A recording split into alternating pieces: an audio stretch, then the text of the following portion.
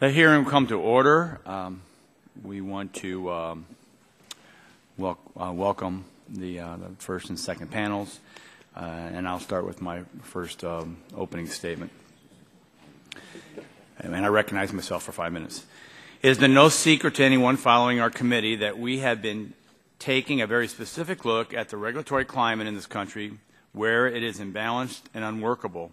In doing so, I and others have been clear that while we advocate the maintenance of common sense environmental and public health protections, we also need to be careful about the impacts of government encroachment and that these efforts not discourage job protection and economic growth. Today's hearing is another step to appreciate these issues. To understand the final regulatory product and the economic impacts of EPA activities, I think it is important to appreciate the process used by the agency to get those results.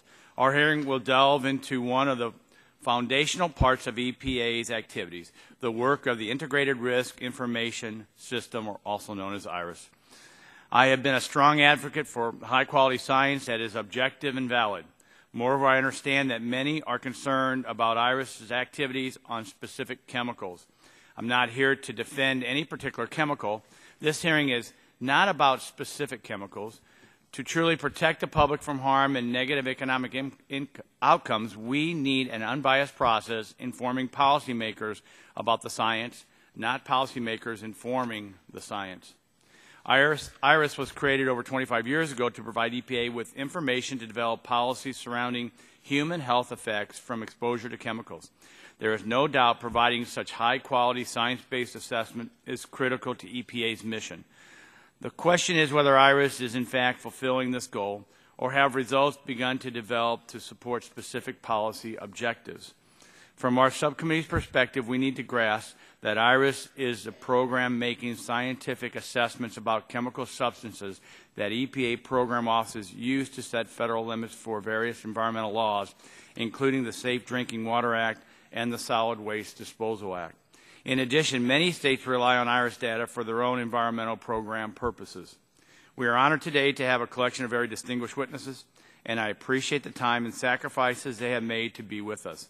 Among the testimony we will receive is from the administration and their view of IRIS and its role. I look forward to getting an update on EPA's 2009 reforms to IRIS, as well as where things stand with the Chapter 7 long-term recommendations of the National Academy of Science for IRIS. In addition, we will have insight on whether IRIS assessments are doing what they should. If states are finding IRIS work reliable, how much we should care about IRIS assessment impacts on jobs and the economy, and is there a better way for EPA to perform these assessments? These recommendations could be helpful as we think about more global issues affecting the EPA. I hope all members will use this opportunity to understand the process, discuss the integrity of the basic science assessed at EPA, and appreciate how and when policy considerations converge in this process and their impact on jobs and the economy. And I will now yield back my time and recognize the ranking member, Mr. Green, for 5 minutes. Thank you, Mr. Chairman. I thank you for holding this hearing today entitled Chemical Risk Assessment, What Works for Jobs and the Economy. Risk assessment is a critical component in the protection of public health and the environment. Without adequate risk assessment, legislators and regulators cannot make informed and wise decisions about risk management. EPA has a responsibility to manage the Integrated Risk Information System, or IRIS, to inform the public, industry, and policymakers with the strongest and best available science on a variety of potentially hazardous materials in the most not political manner. In 1985, they established IRIS to help the agency develop consensus opinions within the agency about the health effects from the chronic exposure to chemicals. Currently, EPA has assessments of 550 chemicals. These assessments are utilized by the EPA to further their mission and to set standards to protect human health and environment. IRIS assessments can be used in regulations. They garner a lot of attention. In recent years, this attention has not been positive. In 2008, the Energy and Commerce Committee held a hearing in the Oversight and Investigation Subcommittee on IRIS and a GAO report that exposed concerns about the IRIS program. At the hearing, GAO testified that there was a backlog of 70 chemicals in the IRIS system that need to be completed, but that only 4 have been completed in 2008. and half the 540 chemicals that were currently in IRIS possibly had outdated risk assessments. On top of that, there are hundreds of other chemicals that have been referred to the IRIS system but have not even begun the assessment process. I also note that since the hearing in 2008, IRIS has only released assessments on 10 additional chemicals. In that 2008 hearing, I expressed concern regarding the IRIS assessment of dioxin. If you look at the dioxin section on IRIS webpage, you see a timeline. It appears as though IRIS has been assessing dioxin since 1985. I asked questions about this assessment in 2008. Now, 3 years later, EPA recently released a statement that IRIS assessment on dioxin will be finalized in 2012. Dioxin is a compound that we know is very dangerous, far too prevalent in and around the district I represent along the Houston Ship Channel. Just outside our district, we have the San Jacinto Waste Pits Superfund site, which consisted of submerged waste pits from an old paper mill that were recently discovered to be leaching high levels of dioxin into the San Jacinto River and there into the Galveston Bay. Fish advisories have been extended to larger and larger areas, creating a threat both to the people, the fish who fish for food, and for the large sport fishing industry in the area. Dioxin status as a toxic compound should not be controversial, so the fact that it's still taken additional 3 or 4 years for IRIS to complete its risk assessment is very discouraging.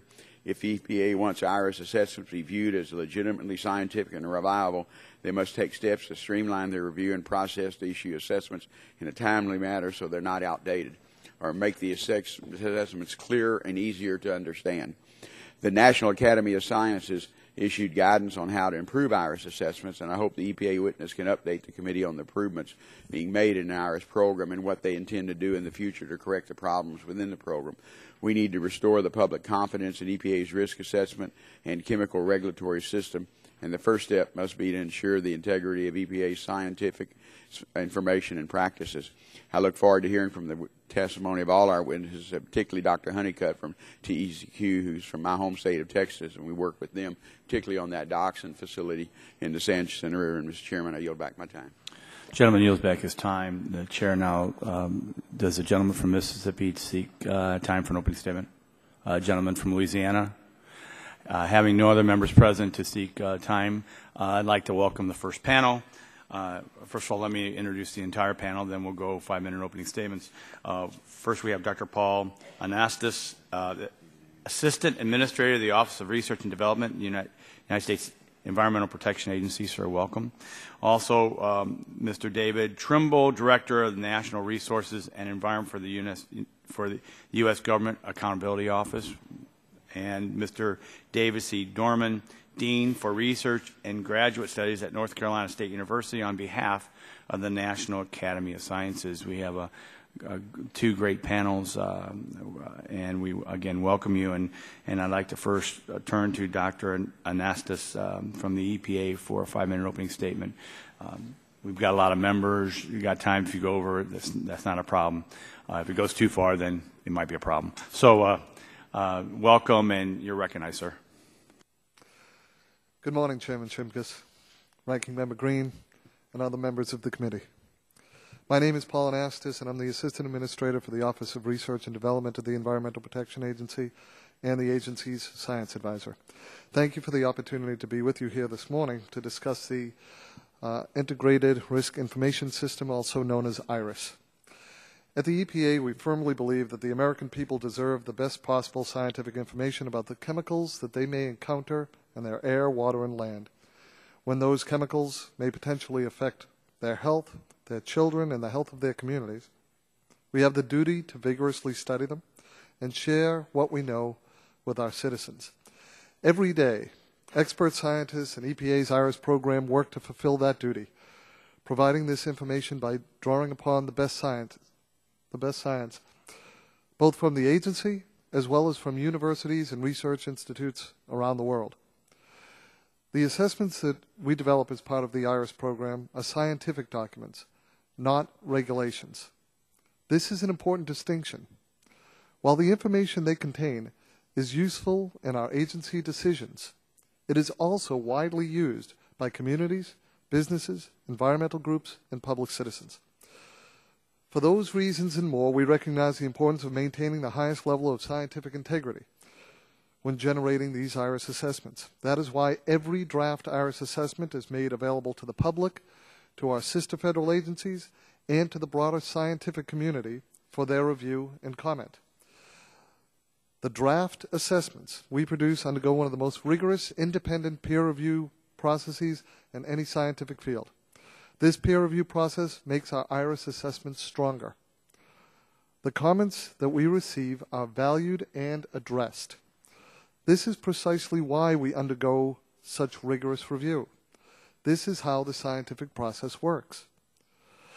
We also recognize that continuous improvement is what science is all about. That is why in May 2009, Administrator Jackson put into place a strengthened and streamlined IRIS process.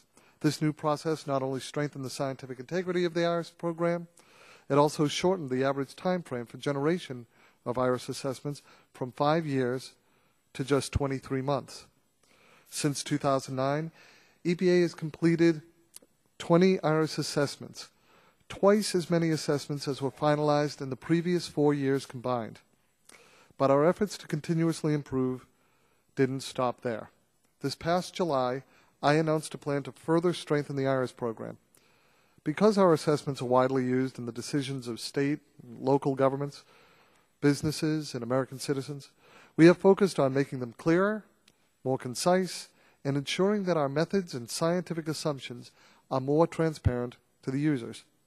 These improvements, which we began aggressively implementing in July, directly address the suggestions from the National Academy of Sciences and other independent experts. The NAS made 6 major suggestions to improve the generation of IRIS documents, and we are implementing all of those recommendations. Those recommendations and how we're dealing with them are detailed in my written testimony, and I'll be happy to expand on those. We will pursue continuous improvement, but we will proceed in a way that does not slow or prevent our ability to provide the best scientific information to the public. That is what the American people expect and deserve. We recognize that the only reason to deeply understand a problem is to inform and empower its solution. When we look at the information that's being transmitted through our IRIS assessments, information about what makes a chemical hazardous, that information can be used to design the next generation of chemicals so that they're not hazardous in the first place. We believe this information empowers innovation in the marketplace. Leading companies understand this potential for innovation and are pursuing it aggressively through the use of green chemistry. Green chemistry is the design of chemical products and processes that reduce or eliminate the use and generation of hazardous substances. By understanding the properties that make a chemical hazardous, scientists in industry and in academia are meeting environmental and economic goals simultaneously through the principles of green chemistry design. New life-saving medicines are being developed in ways that produce dramatically less waste through green chemistry. New high-performing materials are being invented to serve their purpose and then degrade harmlessly into the environment through green chemistry design. New products are being introduced into the marketplace that are safe for children and attractive to consumers through green chemistry.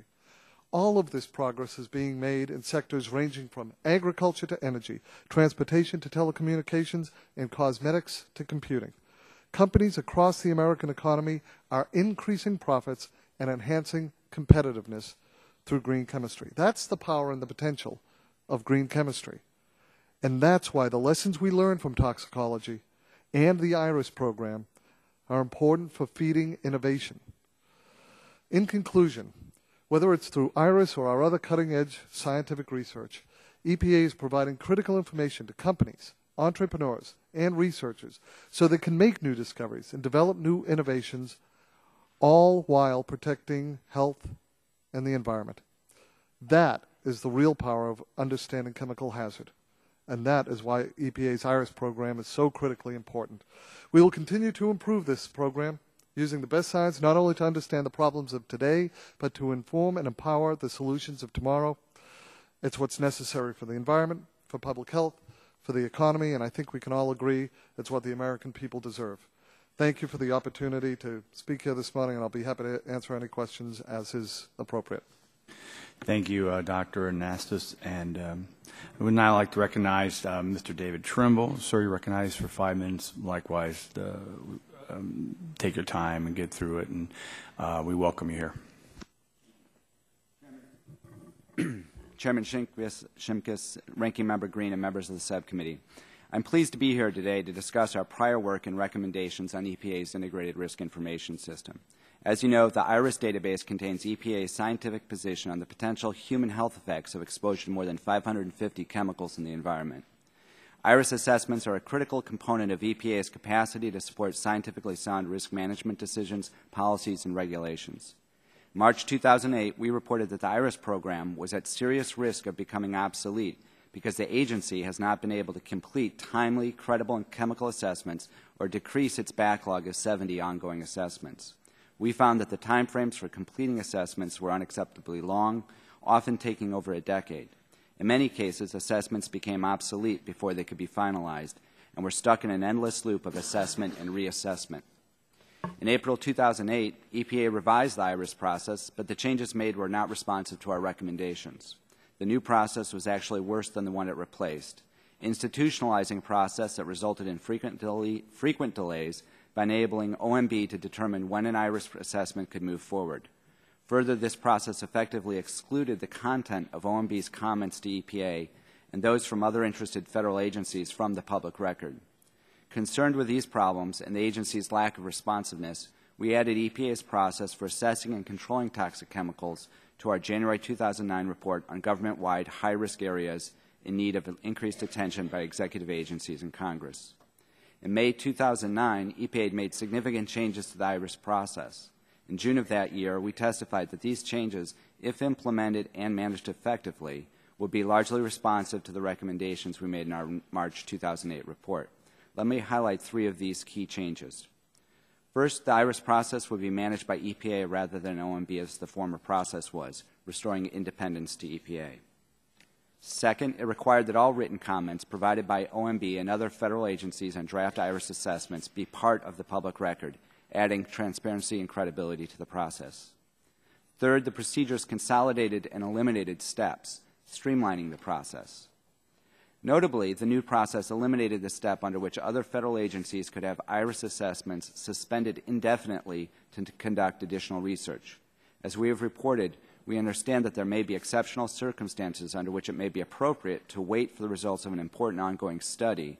However, as a general rule, we believe that the IRIS assessments that are based on the best available science is a standard that would best support the goal of completing assessments within reasonable time periods and minimizing the need to conduct wasteful rework. While the May 2009 IRIS process changes reflect a significant improvement that can help EPA restore the integrity and productivity of the IRIS program, EPA still faces significant management challenges as it seeks to complete timely, credible IRIS assessments. First, EPA must continue to balance the need for using the best available science with completing IRIS assessments in a timely manner.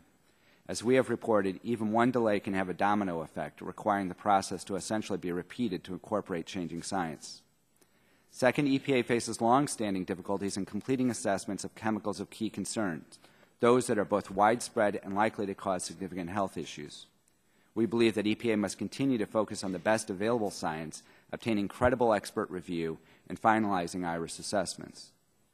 Third, EPA must be disciplined in keeping to timelines even in the absence of fixed statutory deadlines for completing IRIS assessments.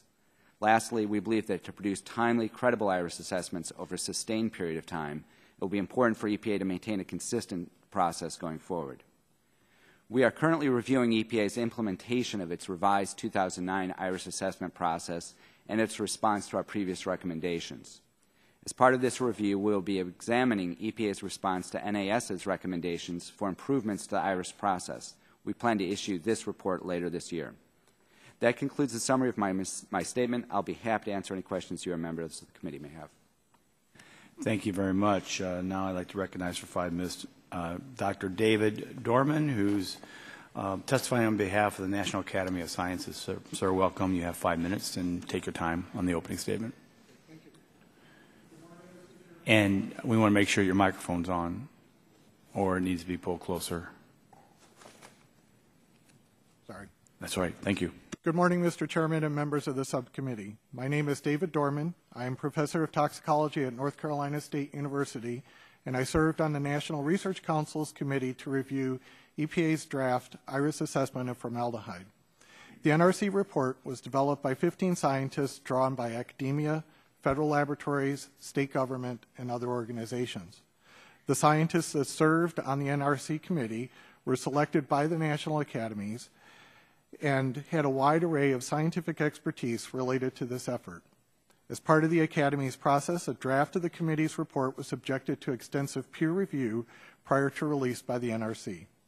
It's important to note that the NRC was not asked to conduct an independent assessment of formaldehyde, but rather we were charged with examining EPA's identification of potential cancer and non-cancer health effects, the toxicological basis for those health effects, and the way uncertainty factors were used to derive the reference concentrations and the quantified cancer unit risk estimates for formaldehyde.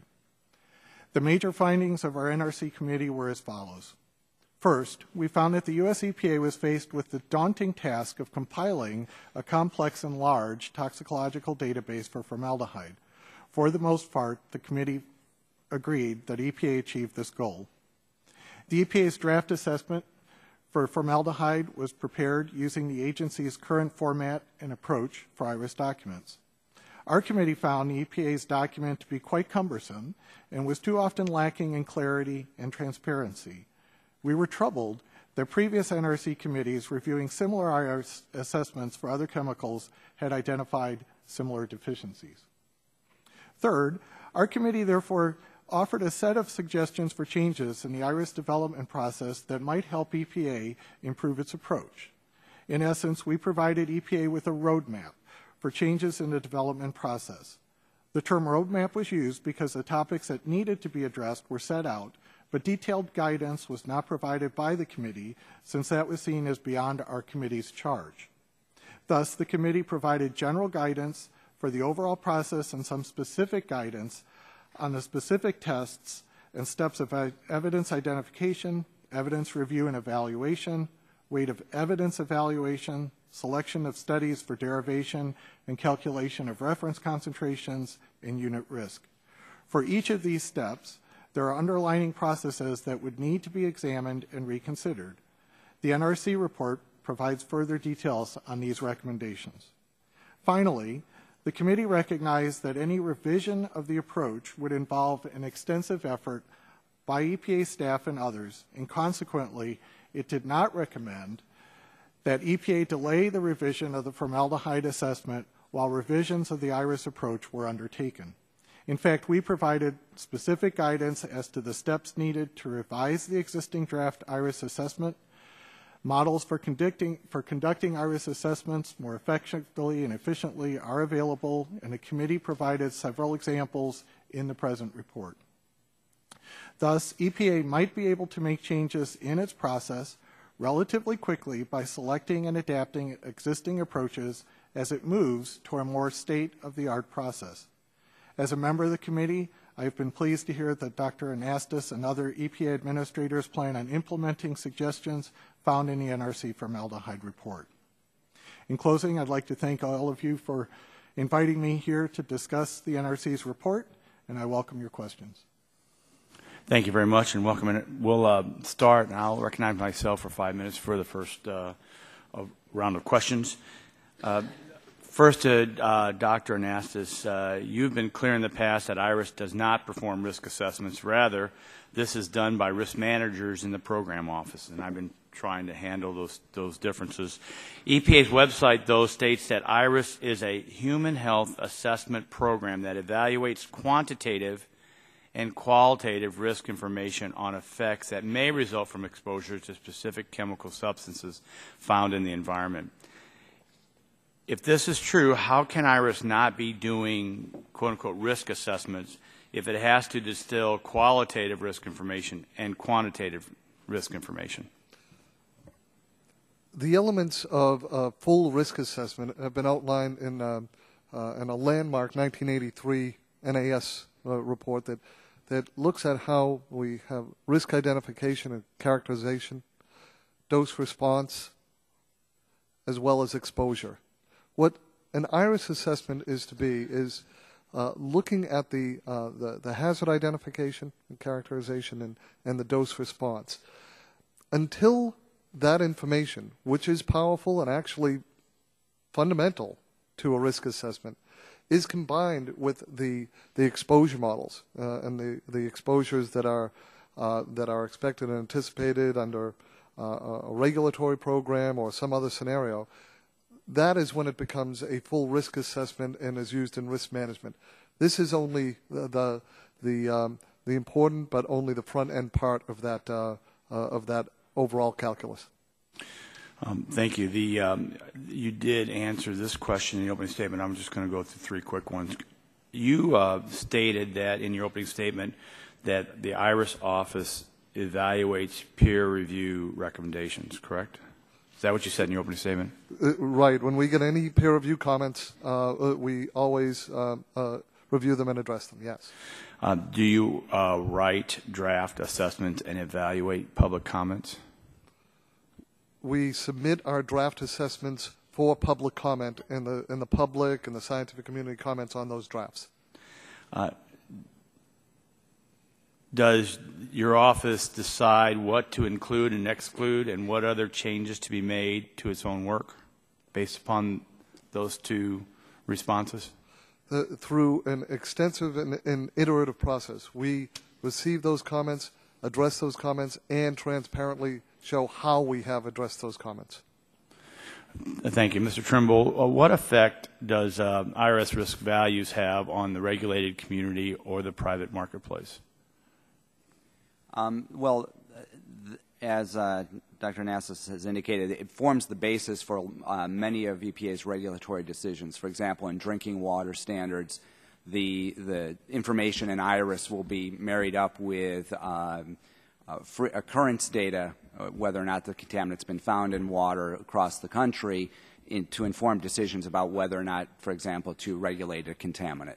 So it is the building block for many of EPA's regulatory decisions. But if the IRS assessment is not finalized for over a period, then what does that affect? Then it's basically everything comes to a screeching halt, because the regulatory, the mission teams like the water office or air, they don't have the sort of the basic science they need to carry out their mission. And then the private sector who might be preparing for this are? Everyone's left hanging, waiting. Thank you. And Dr. Dorman, I've talked about this numerous times in my years here on the committee.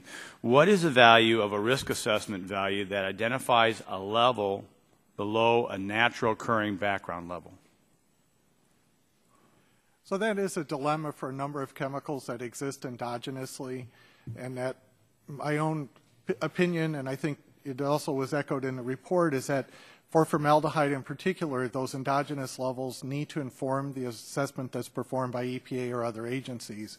On a personal note, kind of speaking not for the committee, I think that that becomes a challenge, and that I think that oftentimes we don't regulate chemicals, or we don't consider the risk assessment in light of that endogenous background. And endogenous meaning? That's what's present normally in the body just from consumption of food or from metabolism.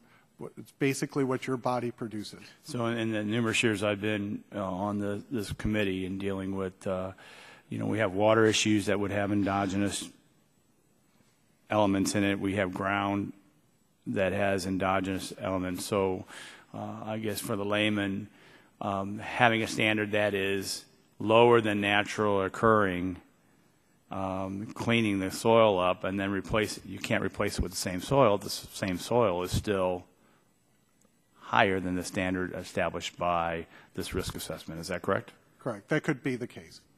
Thank you very much. Now I'd like to recognize my colleague, Mr. Green, for 5 minutes. Thank you, Mr. Chairman. And I guess what IRIS is so important, and I happen to represent the largest petrochemical complex in the country, is that all the chemicals used properly are something that we really benefit from. But that's why IRIS is so important, because those beneficial uses, but in certain levels. And best example is formaldehyde, asbestos, and I'll get the dioxin, that we need those, but within used properly, and that's why our IRS is so important to do. I mentioned, Mr. Administrator, I mentioned in our opening statement, I was concerned with the length of time it's taken IRS to complete assessment of dachshund due to the presence of dachshund superfight in our district.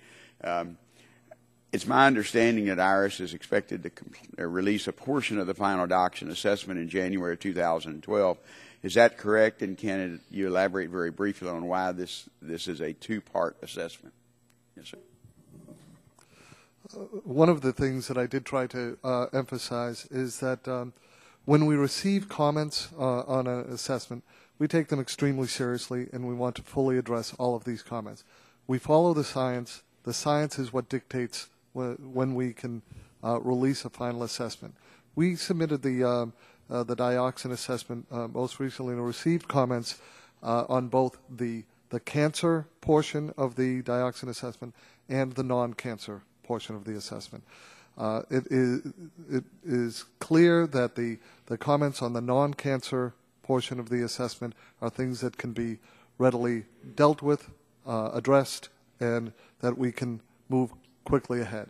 The complexity of the dioxin cancer portion of the assessment are far more complex, and will not be completed on the same time frame as the non-cancer portion of the assessment, and that is based on the science and the complexity of the science and the scientific issues. And this is not the first hearing that our committee's had on IRS, and it's an important program that has been subject to review by the GAO and the National Academy of Science in this committee for years. It's been targeted because of lengthy delays and because of sometimes the politicalization, surprise, surprise, in Washington, what should be scientific process. We saw this during the Bush administration when the OMB took over management of the IRS program and the pace of the assessment slowed to a crawl. The General Accountability Government Accountability evaluated the preview process in place in 2004 and raised certain concerns. Mr. Trimble, can you briefly discuss the concerns GAO had with the IRS review system that was in place from 2004 to 2008? And again, I'm trying to remember, obviously OMB reviews all regulations from agencies, but this is the first time I've seen that OMB would actually control the process between agencies for input.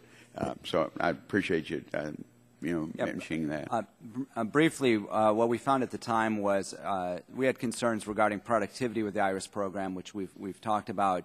At that time, one of the things that we noted in our reports was that OMB had involved itself and taken control of two key steps within the process, so that reports and IRIS assessments could not move forward without OMB's concurrence.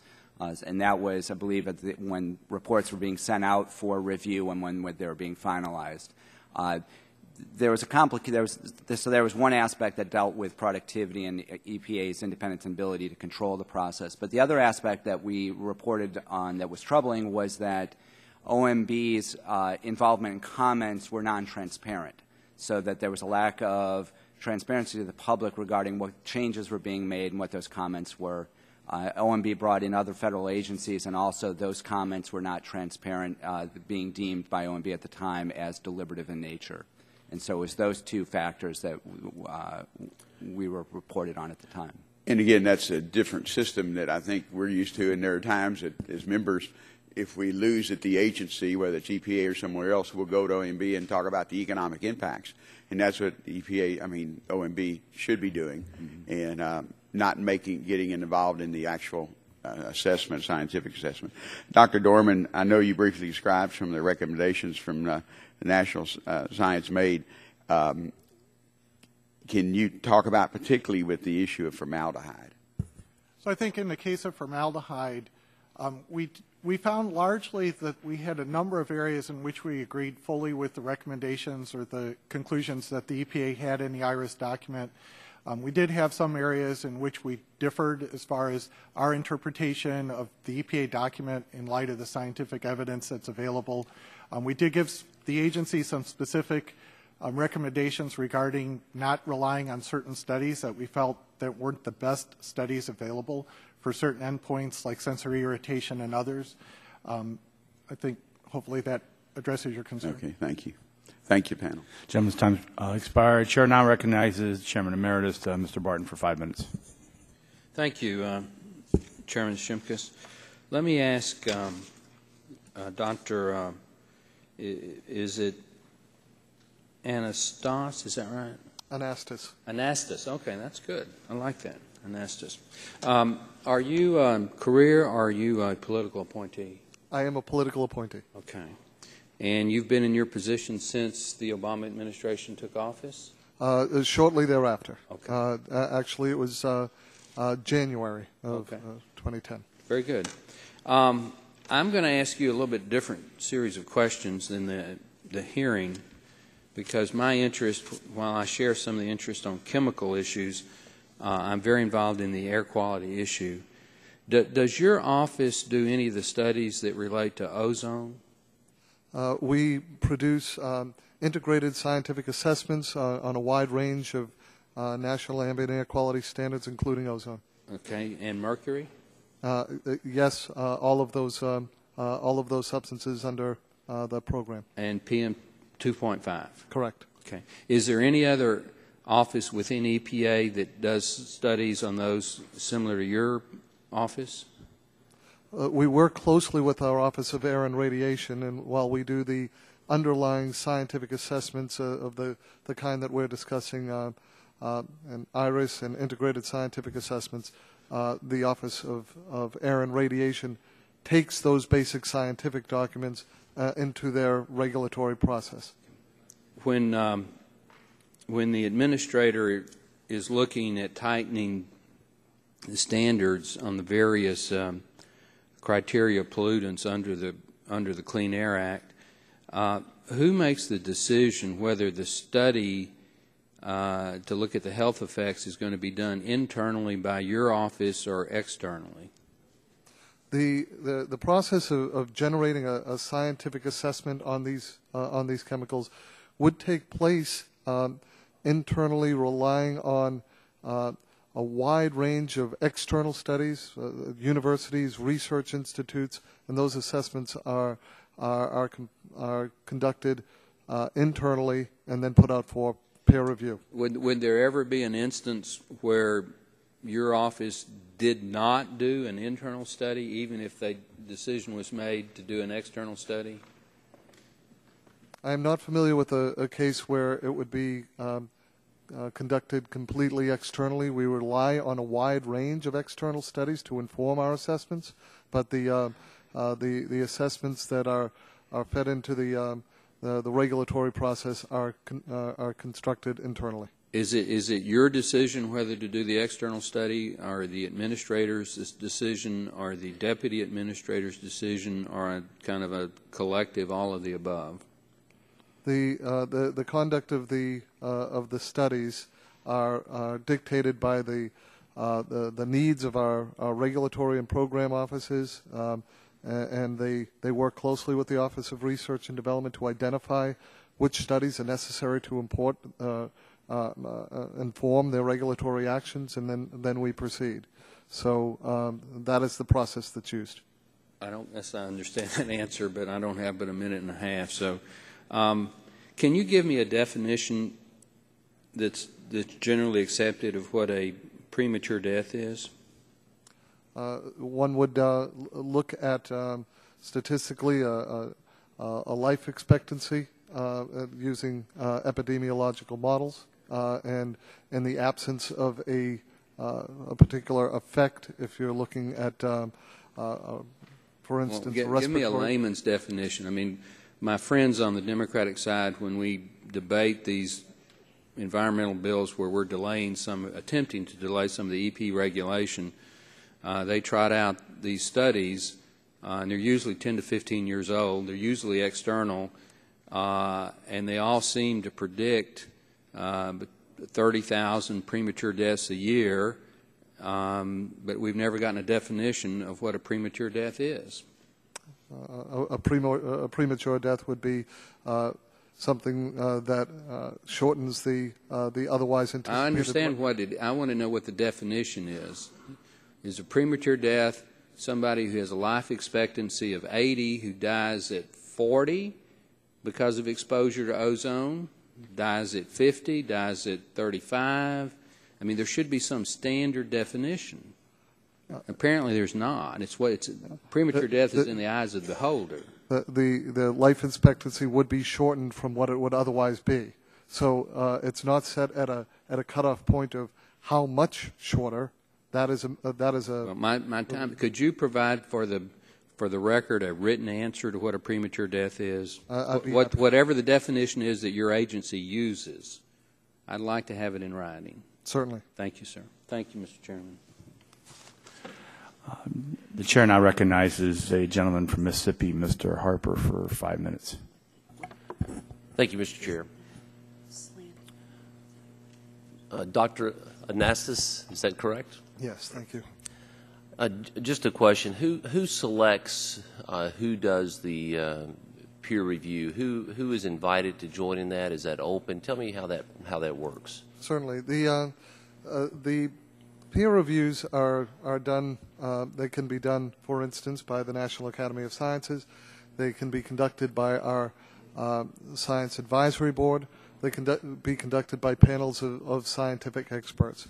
In the case of the National Academies, they are selected certainly by the Academy. The Science Advisory Board assembles ad hoc panels for those reviews, and in each of these types of processes, there's a vetting for balancing different scientific expertise and ensuring that there aren't ethical or conflicts of interest. When a draft is prepared and done, if there's conflicting opinions by the peer review, how is that dealt with? Does that appear in your draft assessment that there are conflicting reports? The results of conflicting opinions are resolved within the peer review committee themselves. They can represent the different perspectives in their peer review report, and we would receive that report. So is the public ever made aware that there may have been a difference of opinion before that came to you? Thank you. What's a very important point that I should have emphasized is these peer review panels are publicly held. Okay. We receive public comment. The peer reviews are publicly available. So this actually one of the things that was emphasized by GAO is the necessary transparency, and that is something that is very transparent in this process, is the peer review. When the peer review is being completed, once a final assessment is done, is that final assessment on track to be reevaluated? Is it a perpetual, continuous reevaluation, or if something new comes in, is that subject to being changed? There are over 500 assessments on the IRIS database currently, and one of the ongoing processes where we seek public input. We receive input from our various program offices and regional offices, is input on what should be in the pipeline for highest priority, either due to knowledge of additional scientific information that requires updating, or a need to address actions that need to be taken. So that's how we inform how things get updated in what order. As was referenced earlier, this is an ongoing challenge, and why it's so important that we have increased the pace of these assessments. Can you give me the difference between chemistry and green chemistry? Certainly. Chemistry is the study of all matter and material and its transformations, and green chemistry is looking at how you manipulate the molecules, how you build them from the atoms up, so that they have a reduced ability to cause toxicity to humans or the environment. In the same way that we can design a substance to be green or blue, flexible or brittle, we can design it so that it's either capable of causing harm or far less capable of causing harm. Well, when I went to college, you could major in biology or chemistry. Do you anticipate that we'll see green chemistry majors in our universities? As a matter of fact, there are PhD programs in major universities, both in the United States and elsewhere, in green chemistry. There are degree programs in everywhere from the U.S., India, China, Australia, and the U.K.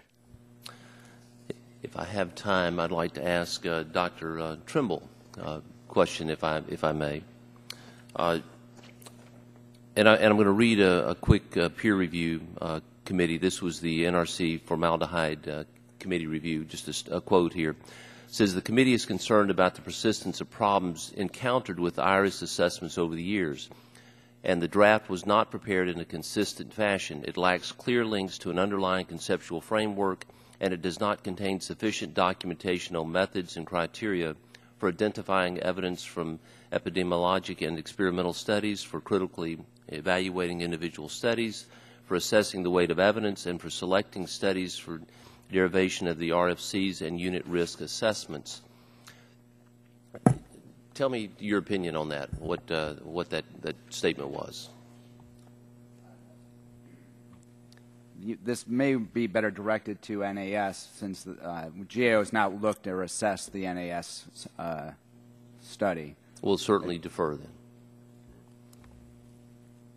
Yes, sir. So what we mean by that is that oftentimes when one is trying to put together a database, when you're basically doing literature reviews, before you begin that process, you start to lay out a framework by which you're going to evaluate the literature. And so as you're starting to go looking at literature, you'll find, for, say, a chemical like formaldehyde, there's literally thousands of articles available in the published literature on a chemical where if you search the database using a word like formaldehyde, you'll find. And so one needs to have a process by which you start to kind of weed that evidence down to a sub-selection of studies and then eventually key studies that you start to use in your assessment. And we just felt that EPA was not transparent in defining that process by which they would both identify what literature they were finding and then either accept or not accept certain studies and bring them forward in their assessment. I realize I'm out of time, and if I may, Dr. Trimble, what I was wanting to ask was this. The conclusions in that Formaldehyde Review Committee seem to indicate that the same problems that were noted by GAO in 06 are still evident in IRIS, and I just want to know if you agree or disagree. I will probably punt on this. This is going to be part of our ongoing review, which we'll be reporting on in the next couple of months, looking at how the process has gone since then, and part of that review will be looking at the NAS. That was a very polite way of not. Yeah, I apologize. Thank you. Gentlemen, you look back at time. Chair now recognizes the gentleman from North Carolina, Mr. Butterfield, for 5 minutes. Let me thank you, Mr. Chairman, for convening this very important hearing today, and particularly we thank the witnesses for their testimony. Mr. Chairman, IRIS, as we all know, is the foundation of our public health and environmental policy, and it should be reviewed periodically to ensure it is being carried out at peak performance. And so the witness's testimony today has been very helpful on this subject. I believe to properly evaluate IRIS's performance, we must have absolute clarity on the function of IRIS. Dr. Nastas, let me start with you. Does IRIS make risk assessments? No. What IRIS does is provide important scientific information that gives insight on the hazards of chemicals and potential health consequences of various chemicals. But in order to have it be a full risk assessment, it needs to have the exposure component. So while this information is fundamental and essential, it is not a full and complete risk assessment. So do you only make hazard assessments, or do you do both? The risk assessments are done as part of the regulatory process in our regulatory office. Well, don't you agree that this is a very important distinction between these two? It's a tremendously important distinction, one that is often confused. Many people do view IRIS numbers as regulations, as risk assessments, and it's an important distinction that this is looking at just this element of the scientific information. That's very helpful. Now, does IRIS make EPA regulations? I think we know the answer, but I want you to go on the record and say that. While we know how important IRIS values are to regulations, they are not regulations, and they are not making regulations. So could we say then that the primary work of IRIS is to evaluate and integrate existing scientific literature into assessments of potential hazard, which are then used by EPA program offices and others to gauge risk and eventually set thresholds for exposure in programs? Is that correct? That is correct. In a little while, Dr. Anastas, we're going to hear from Dr. Honeycutt of the Texas Commission on Environmental Quality. He will claim that the EPA's most recent assessment on formaldehyde calls into question the safety of exhaling. Dr. Honeycutt will state that using EPA's most recent assessment, formaldehyde in your health, in your breath, that results from normal body functions would be 5 times higher than the highest level of EPA would call safe. Was the IRS assessment asserting that this room is now unsafe due to all of the formaldehyde producers currently being breathed at this time? How would you respond to this assertion, and what are the implications? No, the IRS assessment was not concluding, implying that that this room is unsafe because of the air that we exhale. The formaldehyde assessment was benefited greatly from the comments that were supplied by the national academies, and the comments that the national academies provided are being addressed to strengthen that assessment. But no, the answer is no. The assessment did not imply that we are at risk because of the air that we are breathing in this room. Yes. Thank you very much. Thank you, Mr. Chairman. I yield back. I thank my colleague. I would just note to Dr. Anastas that in your response you said not concluding brings up my question about are you doing a risk assessment? So that's the part of this whole debate that we're looking into. Chair now recognizes the gentleman from Pennsylvania, Mr. Pitts, for 5 minutes. Thank you, Mr. Chairman. Dr. Anastas, is the source of a study's funding an automatic disqualifier of the contents or quality of the research, no matter how well characterized or high quality such a study is? The evaluation of a study is based on the scientific integrity of the study, and so the short answer to your question is no. The importance of the rigor of the study, the way that this study is conducted, are the important determining factors. With regard to such things as the peer review and peer review panelists, ethical and conflict of interest are considered at that point, for instance, for peer reviewers, but in the conduct of the study, it is the scientific rigor of the study. Other than industry funded, please tell the committee what other types of funding exist for high quality scientific work.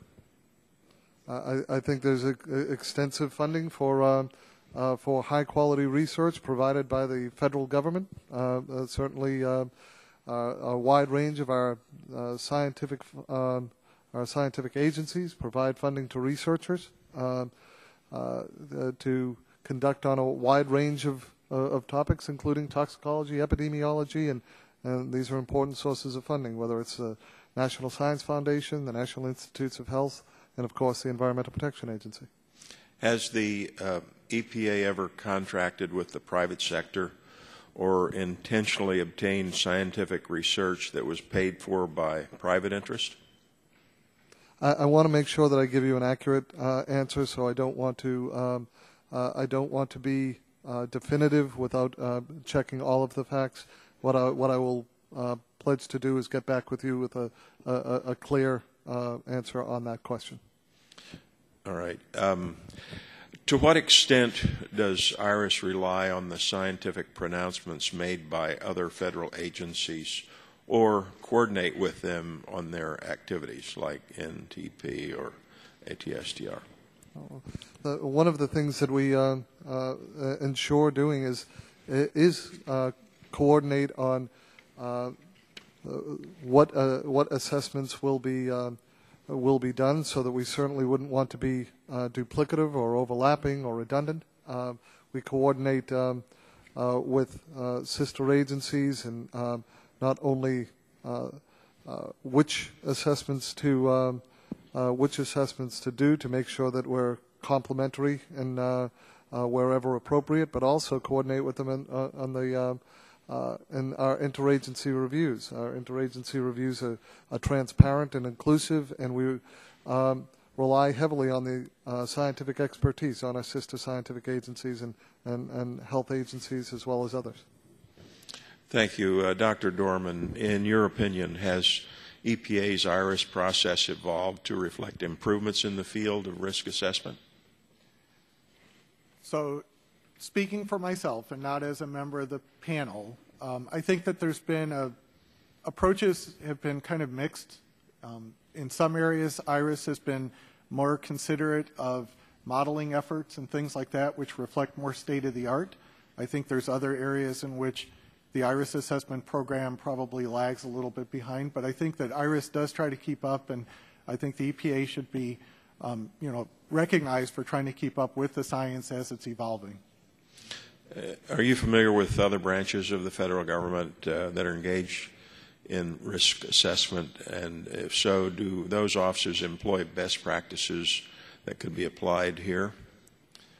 So I am aware of, I serve and do an advisory role on different aspects for the federal government, and I think there are some examples of best practices. Speaking on behalf of the committee, we did identify some of those best practices that we thought that could serve a template for the agency as they move forward in looking at revising the IRIS program. How important is it for the American public that the integrated risk assessment process results in a reasonably correct assessment? And what are the practical consequences of an overly precautionary assessment? What are the practical consequences of an assessment that does not identify risk? So again, I think it's, as Dr. Anastas pointed out, the IRIS program is not doing the risk assessment per se. They're trying to compile the data regarding hazard identification. But I think that's extremely critical for folks. And I think it's not only an issue of an economic issue, but it's also a public health issue where the public doesn't become alarmed over health effects that may or may not be present with a certain chemical. And I think that's another area that, the EPA IRIS documents do try to identify hazard identification, and I think it's very critical for the public that it's done in a well way. Thank you, Mr. Chairman. Gentleman's time expired. The chair recognizes that we've been joined by my colleague from Georgia, which I think he will. I thank the chairman. I will waive. He waives. I'll now turn to. You bet I do. The chair now recognizes the vice chairman of the subcommittee, Mr. Murphy, for 5 minutes. Thank you, Mr. Chairman. Dr. Anastas, the EPA has a draft of the IRIS toxicology review for hexavalent chromium. Is that correct? Correct. Are you aware that in the May 12, 2011, a panel of independent chromium experts has significant concerns with that draft? I am aware of that peer review. And is the EPA prepared to incorporate more up-to-date scientific research in that based upon the information that came from the peer review and other input? We are evaluating that peer review. We are evaluating the comments and concerns. While no decisions have been made, it is the practice that I have stated, and I appreciate the opportunity to emphasize that we consider and we address the concerns raised in peer review. Is there anything from your recall of that peer review study that sticks out that says it's something that raises concerns of a particular salient nature for you? There's, I think that this peer review has raised a number of questions about the science that is currently being conducted and the potential value of that science informing the assessment upon its completion. And you're aware also of the NTP study that doses given to test animals, are you? That's something like 5,000 parts per billion, but the National Drinking Water Standard for total chromium is 100 parts per million. And drinking water monitoring indicates that hexavalent chromium in drinking water is only about 1 to 4 parts per billion. I mean, these seem to be pretty radical difference in terms of information that's come out on hexavalent chromium research versus what's really out there. How do you evaluate that sort of information when you see studies looking at some extremely high levels and then related to what's really out there. Yeah. It is certainly, I will say, a traditional methodology that what is when studying the toxicity of a particular chemical, that you want to be able to get up to the level where you see a particular toxic effect, and sometimes these levels that are required are fairly high, as you mentioned, and then there's the necessary extrapolation. So this is not necessarily unusual for studies of this type. But you're also aware drawing conclusions based upon having toxic levels can give us some misinformation. For example, a person can reach a toxic level of ingestion of H2O. But that doesn't mean we draw conclusions based upon that. And I just want to make sure that that we're also looking at these levels. I mean, what is the real risk? Because none of us want to misdiagnose and then mistreat the problem. Now, this is the basis of dose response, and getting these dose response curves, the ability to determine at which dose an effect may take place or at a no effect level is the basis of dose response. And so this is something that I know that Dr. Dorman teaches in his classes all the time in North Carolina. I've also heard our EPA administrator talk about dose response curves as being the way to look at that. Now, the Natural Resources Defense Council, I believe, suggests that chromium alloys pollute our soil and water supplies. But I want to make something clear. Isn't it true that there's no association between the use of chromium alloys in stainless steel and any pollution or illness? Am I correct in that? Well, what we're looking at in the IRIS assessments is the toxicity, and the one that we're discussing is the toxicity of chromium-6. In different matrices, you can expect different considerations, and that is part of the risk assessment, risk management calculation. Okay. Is that chromium-6 something that's used in stainless steel? I believe chromium-6 is used in stainless steel. When it's used in stainless steel, I mean, stainless steel is also seen as containers for clean drinking water, surgical equipment, et cetera. Is that an issue that chromium is actually leaching out of that stainless steel and contaminating those things? Nothing in this in the IRIS assessment addresses any of those risk scenarios. But you can look at things outside of the IRIS assessment. I mean, well, here's my concern. If we're saying that is a toxic chemical, but it's used in containers which are used to have non-toxic water and sterile equipment, is it correct then in saying that chromium is actually leaching out and causing problems? Oh. You are identifying extremely important risk management decisions and exposure factors. That is, those are exactly the type of questions that are essential. But you're not giving me an answer. You're just saying it's important. I need to know. Well, what I'm saying is that nothing in this health assessment would address those questions. I don't still have an answer, but I realize my time is up. Thank you, Mr. Chairman. Thank you. And Shauna recognizes my friend from Colorado. Thank you very much, Mr. Chairman. Dr. Anastas, I want to ask you a couple of things I read in your written testimony. One is about this rider that was attached to the Interior EPA appropriations bill this summer that would have delayed all IRIS assessments until the NAS recommendations were adopted and would have required NAS review of additional draft assessments. Does the administration support that policy? What I can say is that the effect of those riders would be significant. I believe that Mr. Trimble did mention the concern I think that we all share of making sure that assessments come out in a timely way.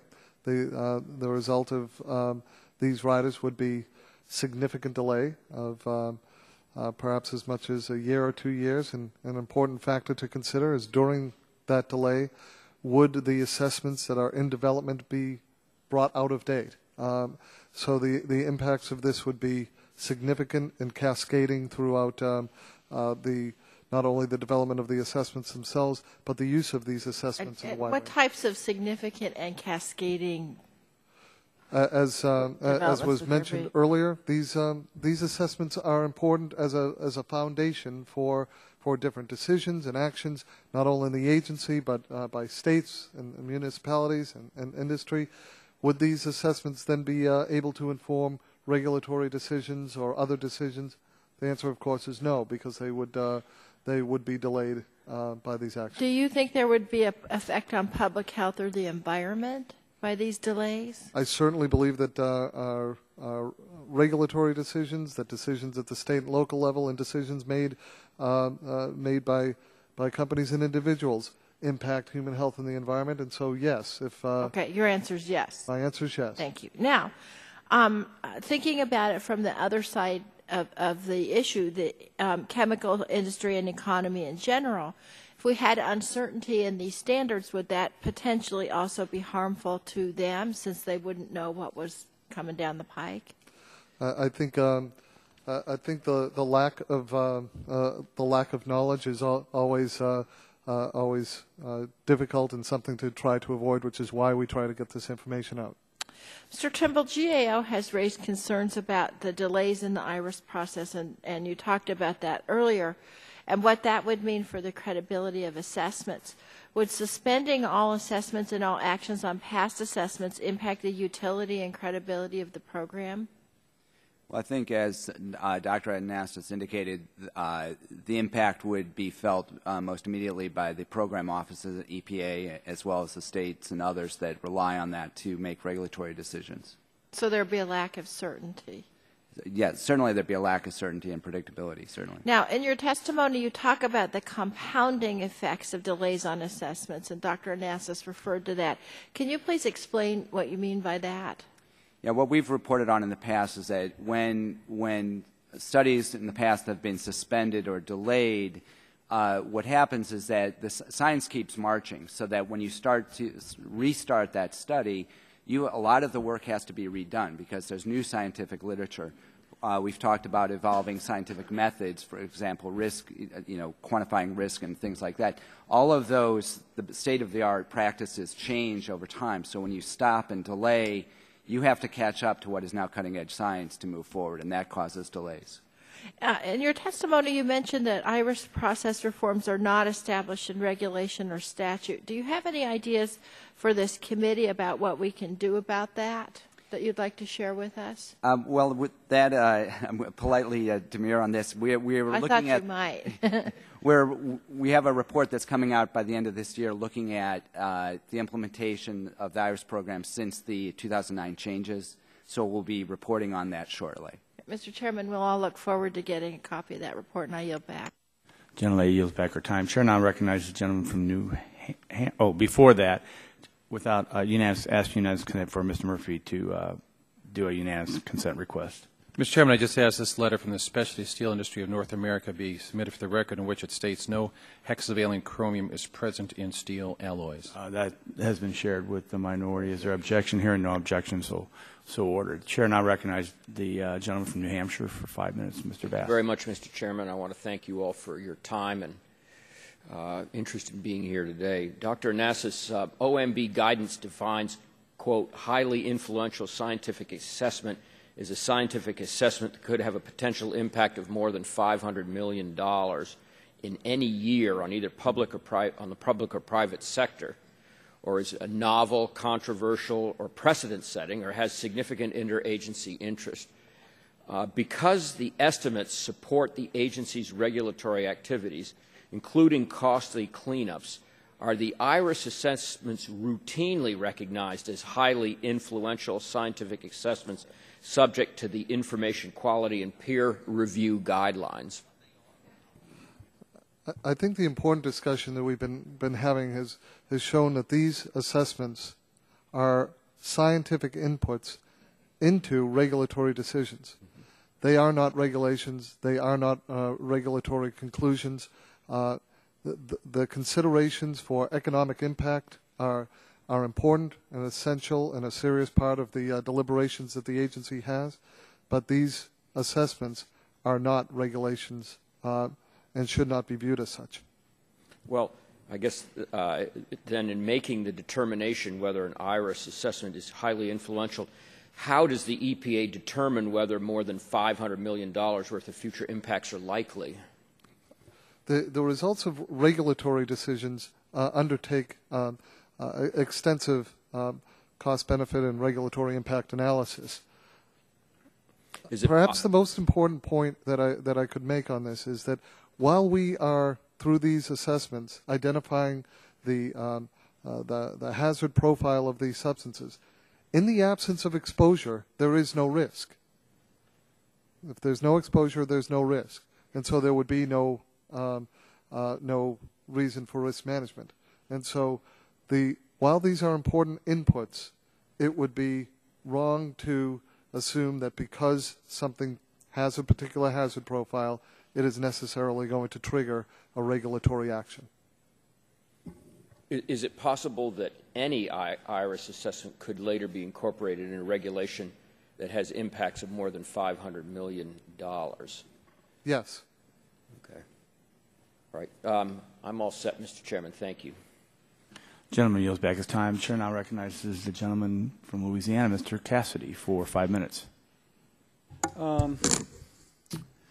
Mr. Nestis, you mentioned going back to Mr. Barton's questions regarding how you define premature. Let's take a person with emphysema. We know that person with emphysema is more likely to have complications from an inhaled toxin, pick ozone. So if the person with emphysema dies at 74 because of a bronchospastic asthmatic event triggered by ozone, is he compared to the average age someone dies, say 82 for a man, or is he compared to the average age that somebody with emphysema dies? So when we're looking at statistical population distributions, that distribution is going to have various susceptibilities, people who are particularly susceptible and Correct. people who are particularly resilient. So what we're talking about is average lifespan and how different effects would affect Correct. a population. So I would not draw that conclusion based on an individual because I believe that would not be a statistically robust approach. Wait, you don't adjust for comorbidities when determining whether somebody dies prematurely because of exposure to a toxin? No, I'm saying certainly susceptible populations do reside within that overall population. But I think... But I'm saying that I wouldn't apply it to an individual. I can tell you that would be counter to what you would do. I'm a doctor. That's what you would do in medicine. You would account for comorbidities, knowing that comorbidities have a huge influence upon the body's reaction to an external event. And I absolutely agree that in dealing with an individual, you absolutely need to factor in the individual's susceptibility. But I gather that you're not comparing them. Epidemiological calculation. But I actually think that you actually could go to the VA database, for example, find the average wingspan for somebody with a certain level of pulmonary impairment, and you would find, yes, for this degree of impairment they die, and this degree they die at this age. But I gather that is not necessarily done. I'm saying that in many of the epidemiological studies that are relevant to the discussion that we were having about decreased lifespan, that has not been the basis of those studies. I got my answer. Dr. Dorman, and I didn't mean to be rude. I'm sorry. I don't mean to be curt. I apologize. Dr. Dorman, did you participate in the critique of this report, the IRIS report for formaldehyde? Yes, sir. Now, I'm struck as I just kind of quickly eyeball it. And I'm quickly eyeballing it, so you may tell me I'm totally wrong. Join my wife on most occasions. If lack of knowledge is a bad thing, misinterpretation of knowledge is even worse.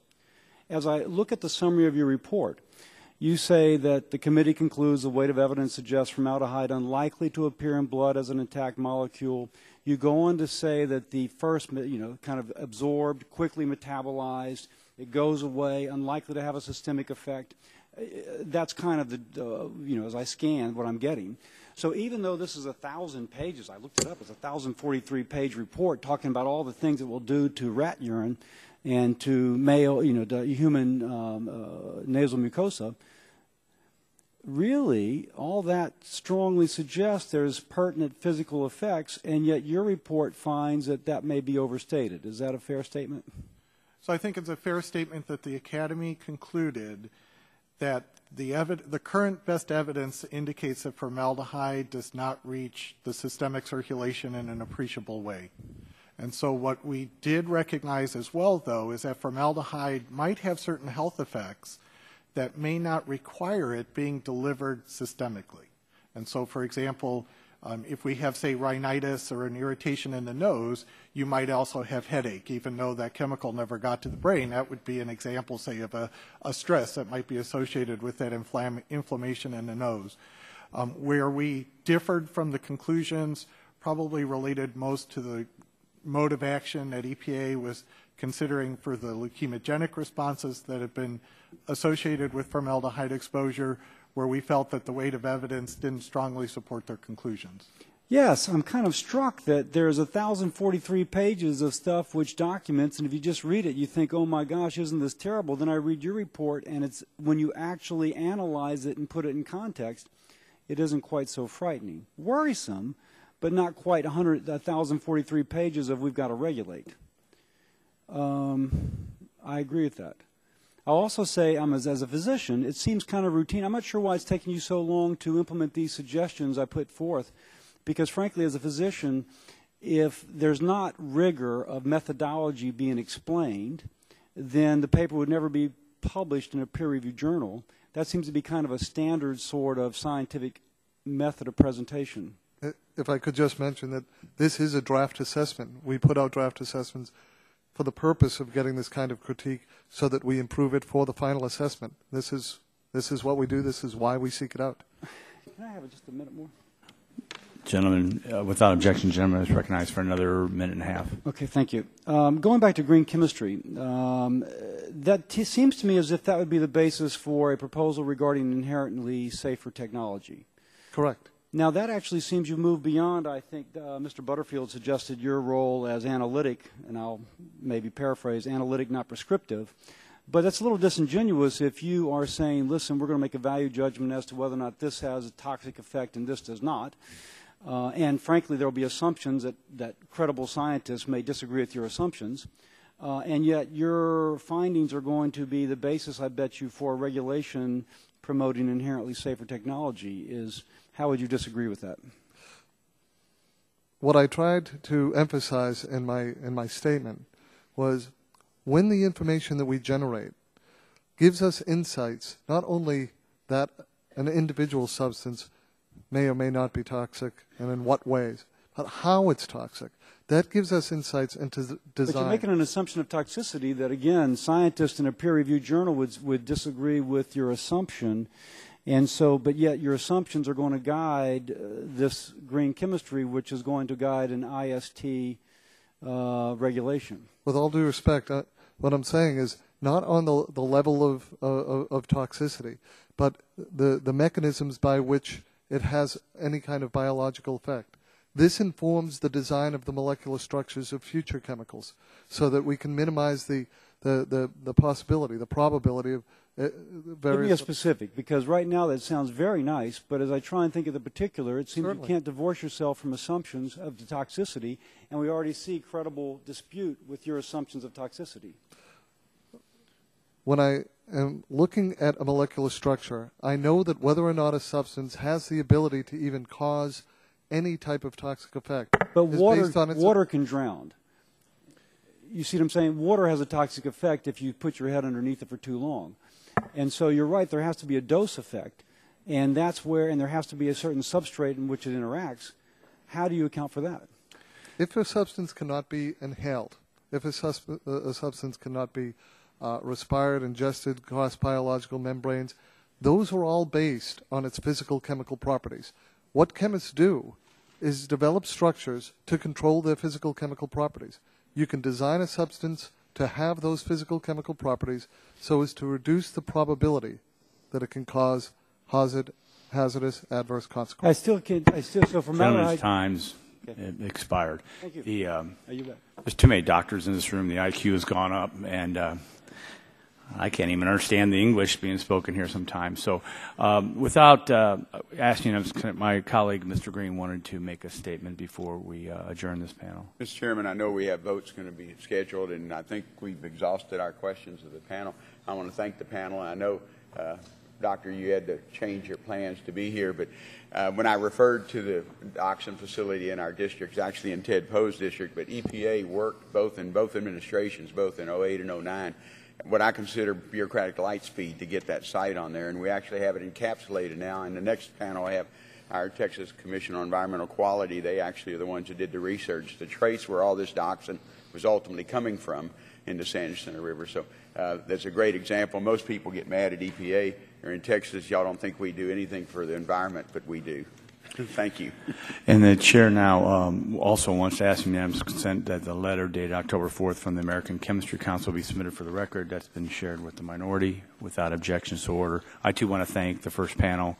And for the second panel, we will convene you after votes. And they should be calling them within 8 minutes. So that's really is not productive for us to start. And we'll reconvene after votes. So with that, I'll recess the hearing. I want to call the hearing to order so that we can get through the next panel and also get in between votes on the floor of the House. I think we got plenty of time, so but we do want to get started. We want to welcome you. Thank you for your patience. I'll do as I did with the first panel. I'm going to introduce you all across the board, and then we'll recognize you individually for your 5-minute opening statement. Because of the time that we have, I won't hold you strictly to the 5 minutes, so take your time and make sure that what you want to present is not rushed. So on this second panel, we again appreciate you all for being here. We have Dr. Michael Honeycutt, Director of Toxicology Division, Texas Council on Environmental Quality. We also have Dr. Harvey Clowell, the Hamner Institute for Health Sciences. We also have Mr. Jerry A. Cook, Technical Director, Chemical Products Corporation. It's good to see a Mr. and not all doctors. And then finally, Dr. Thomas A. Burke, Associate Dean for Public Health Practice and Training, Department of Health Policy and Management at Johns Hopkins Bloomberg School of Public Health. Gentlemen, thank you for joining us, and I'd like to recognize Dr. Honeycutt for 5 minutes for his opening statement.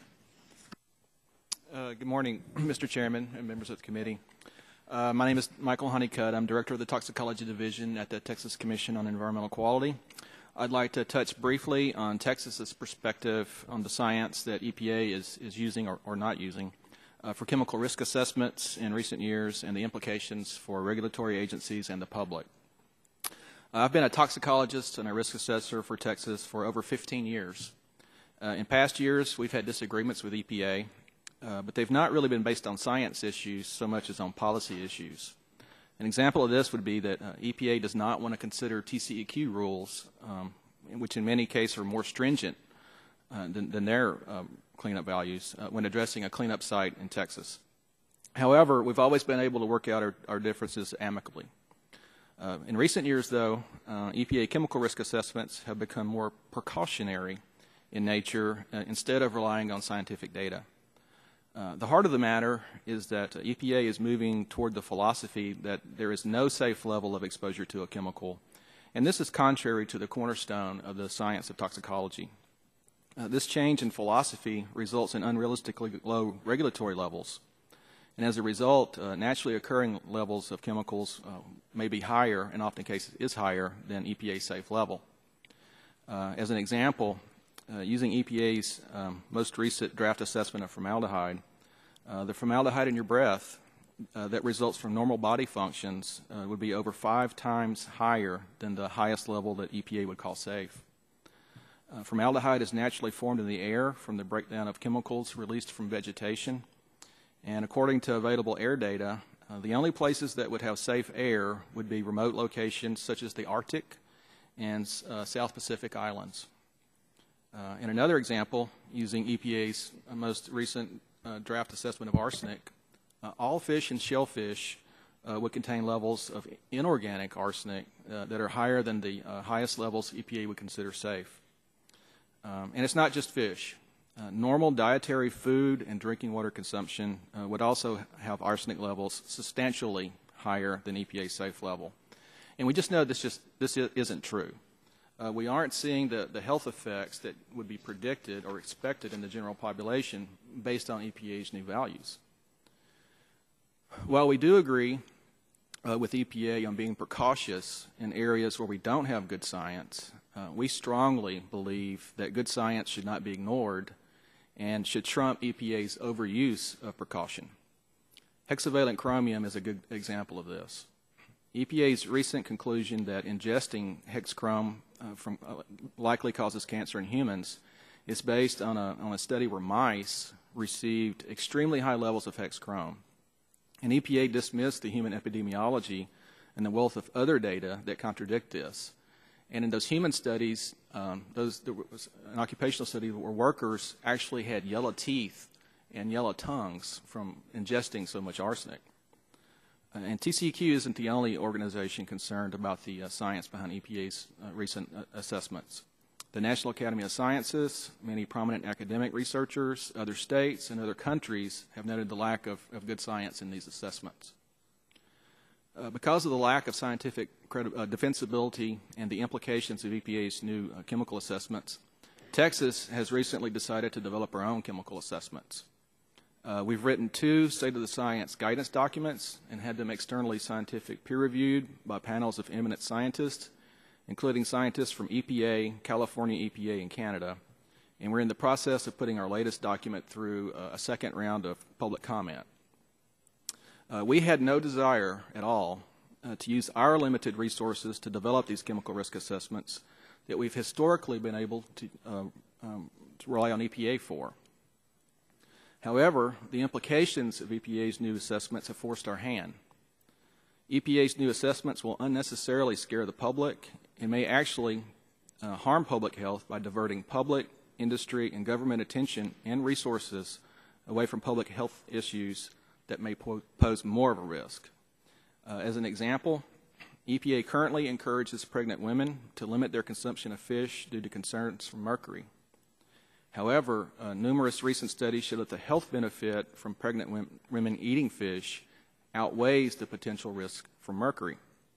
If EPA finalizes their draft arsenic value as it currently stands, then the public, the media, and advocacy groups would perceive fish as being even more unsafe, resulting in even more pregnant women avoiding fish and its proven health benefits for them and their infants. There are also significant implications for remediation programs all across the country. Typical soil and water concentrations of chemicals, even some naturally occurring, would be considered unsafe. In other words, there is no safe place to live. How can you clean to below background levels if background levels are unsafe? All replacement soils that we would use to fill in a backyard would also contain these unsafe background levels. So where are we going to put all of this so-called contaminated soils that we'd have to dig up from somebody's yard? Your constituents will not stand for having soil and water that is deemed unsafe by EPA's new risk assessments, even if it is naturally occurring and we can't do anything about it. So these are just some of the issues that we'll have to face if EPA stays on their course, and I thank you for this opportunity to testify. Thank you for your testimony, and now I'd like to recognize Dr. Harvey Clowell. Sir, you have 5 minutes, and we're getting you fresh water. Thank you, Mr. Chairman. You're recognized. Good morning, Mr. Chairman, members of the subcommittee. My name is Harvey Clowell. I'm Director of the Center for Human Health Assessment at the Hamner Institutes for Health Sciences in Research Triangle Park, North Carolina. In my position at the Hamner, as well as in my previous consulting positions, I have performed risk assessment research and consulting for a large number of government and industry clients, including the EPA. I am here today to present my professional opinions. I am not representing the Hamner or any other organization. I'm very familiar with EPA risk assessment practices. Over the last 30 years, I've assisted EPA on risk assessments for a number of compounds, including methylene chloride, cadmium, styrene, vinyl chloride, trichloroethylene, chloroformine perchlorate. I've served on the EPA's FIFRA Scientific Advisory Panel and the recent EPA Science Advisory Board on IRIS assessments for dioxin. I have also served as a peer reviewer for a number of recent EPA guidelines, including those for cancer risk assessment and risk characterization. I consider EPA to be a leader in advancing risk assessment methods and have been favorably impressed by a number of recent IRIS assessments for which I was a peer reviewer, including those for 1,4-dioxane and acrylamide. Nevertheless, I am concerned that the lack of objectivity and transparency in some recent IRIS assessments will impair the ability of decision makers to make informed risk management decisions. I'm particularly concerned that in some recent IRIS assessments, such as those for inorganic arsenic, formaldehyde, and dioxin, only a single cancer risk assessment approach has been presented, a low-dose linear default that assumes these chemicals are carcinogenic at any concentration.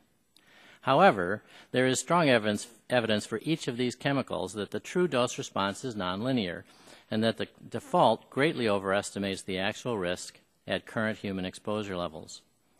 This IRIS practice of presenting only a single approach disregards the recommendation in the OMB memorandum entitled Updated Principles for Risk Analysis to provide a characterization of the dispersion of risk estimates associated with different models, assumptions, and decisions. The OMB principles provide valuable guidance for assuring that risk assessments adequately inform decision makers faced with complex risk management options. Following the OMB recommendations should be a key objective of all IRIS assessments. The failure to objectively describe the evidence for alternative risk assessment approaches and to provide risk estimates other than the default has been a major deficiency in the IRIS risk assessment process.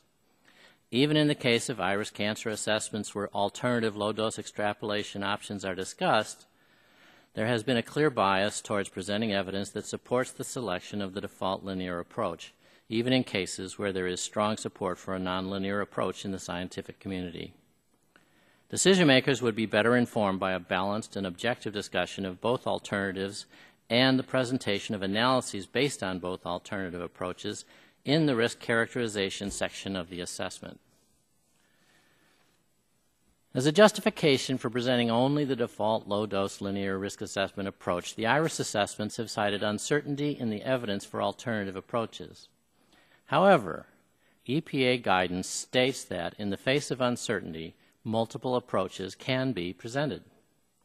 The EPA's 2005 Guidelines for Carcinogen Risk Assessment state that, and I quote, nonlinear extrapolation having a significant biological support may be presented in addition to a linear approach when the available data and a weight of evidence evaluation support a nonlinear approach, but the data are not strong enough to ascertain the mode of action applying to the agency's mode of action framework.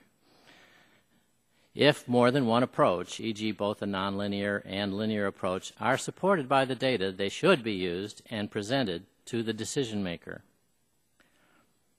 End quote.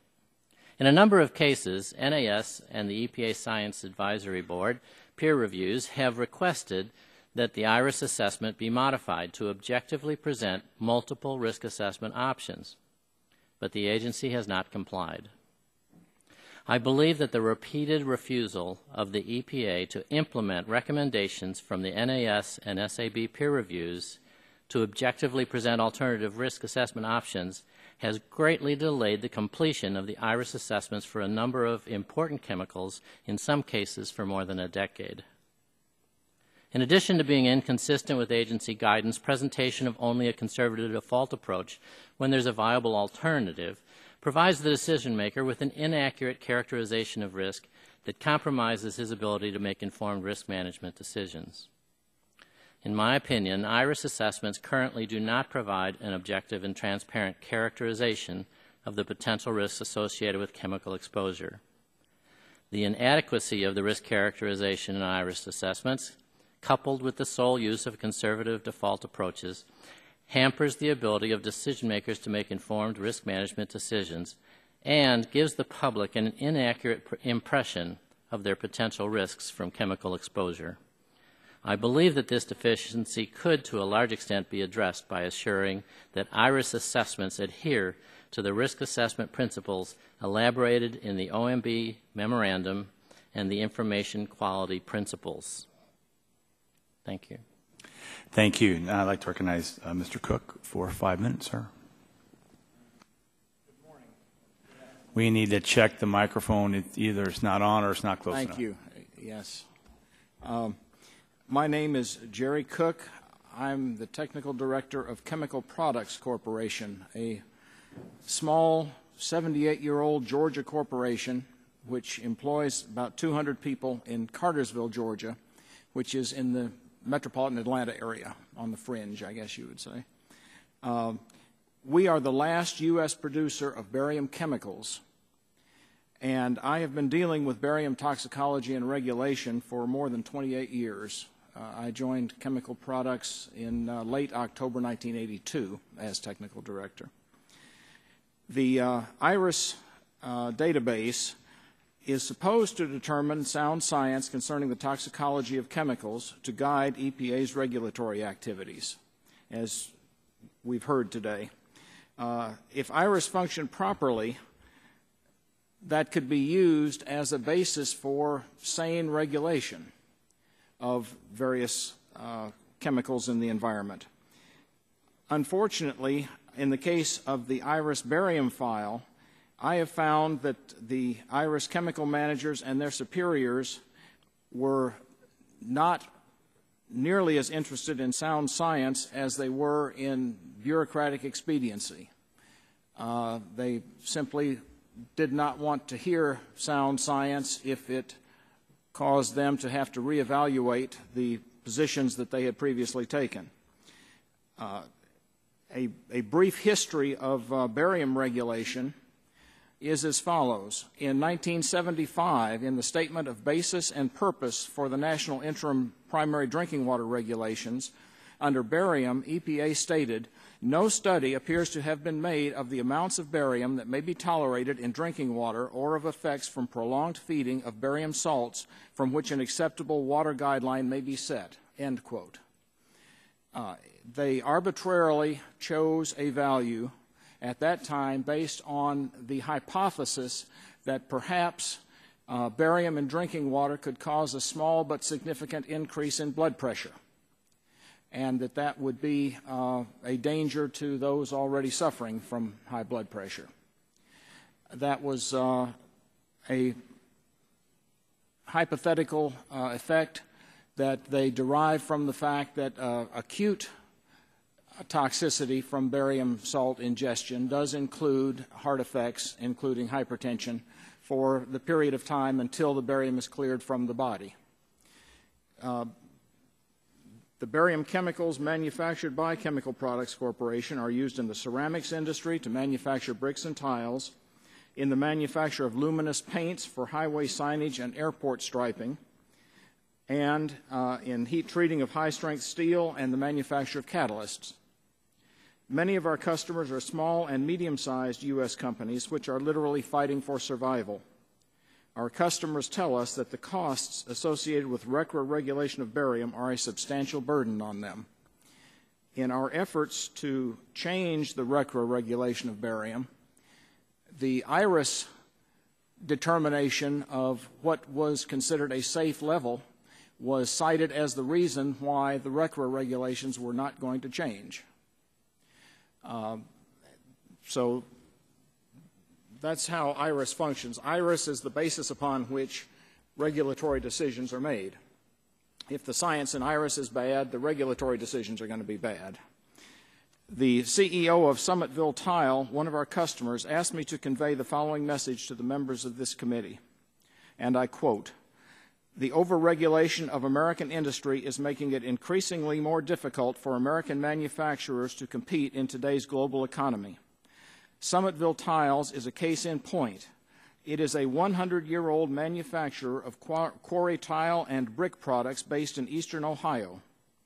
In recent years, it has had to close 2 tile manufacturing facilities and 16 distribution centers, laying off over 450 employees. Summitville Tile is today one of the last American tile companies to remain in business. In fact, it is the only remaining charter member of the Tile Industry's National Trade Association, the Tile Council of North America. With foreign imports now comprising approximately 80% of the U.S. domestic tile market, the last thing that the tile industry needs is more regulations. What is needed more than anything else is regulatory relief." End of quote. I think that sums up the feeling of many of the small and medium-sized manufacturers in this country today. As a small or medium-sized company, they are really not equipped to deal with unnecessary regulatory burdens. And I think that that is exactly how I would characterize the regulation of barium, because when a sound scientific study became available in 1994, when the NTP published a lifetime study of the effect of barium on rats and mice, IRIS greatly resisted acknowledging that study because it did not find the effect that was listed in IRIS. It did not find increased blood pressure. It instead found at much higher levels that barium would have an effect on the kidneys. But the levels to find that effect were orders of magnitude higher than the level that was promulgated in IRIS. Let me tell you a little bit about barium, if I may. Barium is an alkaline earth metal, one of the group which includes magnesium and calcium. It is not carcinogenic, and barium is rapidly eliminated from the body. In cases of acute barium ingestion, the effects are usually gone within a week. Barium is widely dispersed in the natural environment in the mineral barite, barium sulfate, which is insoluble in water and acids. Because it is insoluble, barium sulfate is not toxic.